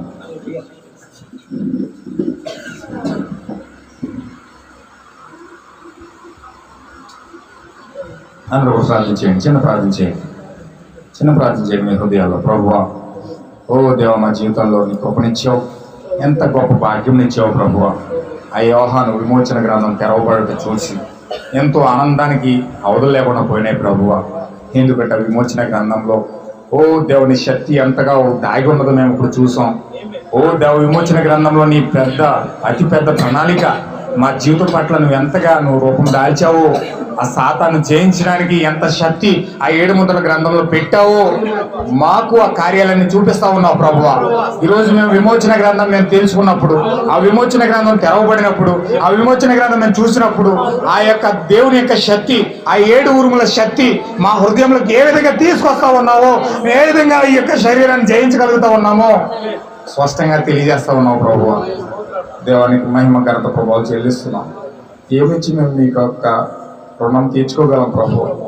మీ రుణం ఏ విధంగా ఇవ్వగలుగుతాం? మేము మమ్మల్ని ఏం చూసి అంత ప్రేమించావు, ఏం చూసి అంత కృపనిచ్చావు, ఏం చూసి మమ్మల్ని ఈ విధంగా చూస్తూ గొర్రెపిల్ల గ్రంథంలో పేర్లు రాసి మమ్మల్ని ఈ విధంగా అంత పెద్ద మహోన్నతమైన కృప మాకు ఇస్తా ఉన్నావు అంటే మేము ఏ విధంగా మీకు దాసులం అవ్వాలి, ఏ విధంగా నీ కృప కొరకు మేము కొనియాడాలి, ఏ విధంగా మీ కొరకు మేము దాహంగా ఉండాలి ప్రభువా.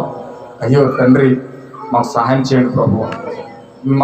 మా యొక్క కన్నులకు, మా మోకాళ్ళకు, మా శరీరాలకు నీ కృప కావాలి ప్రభువా.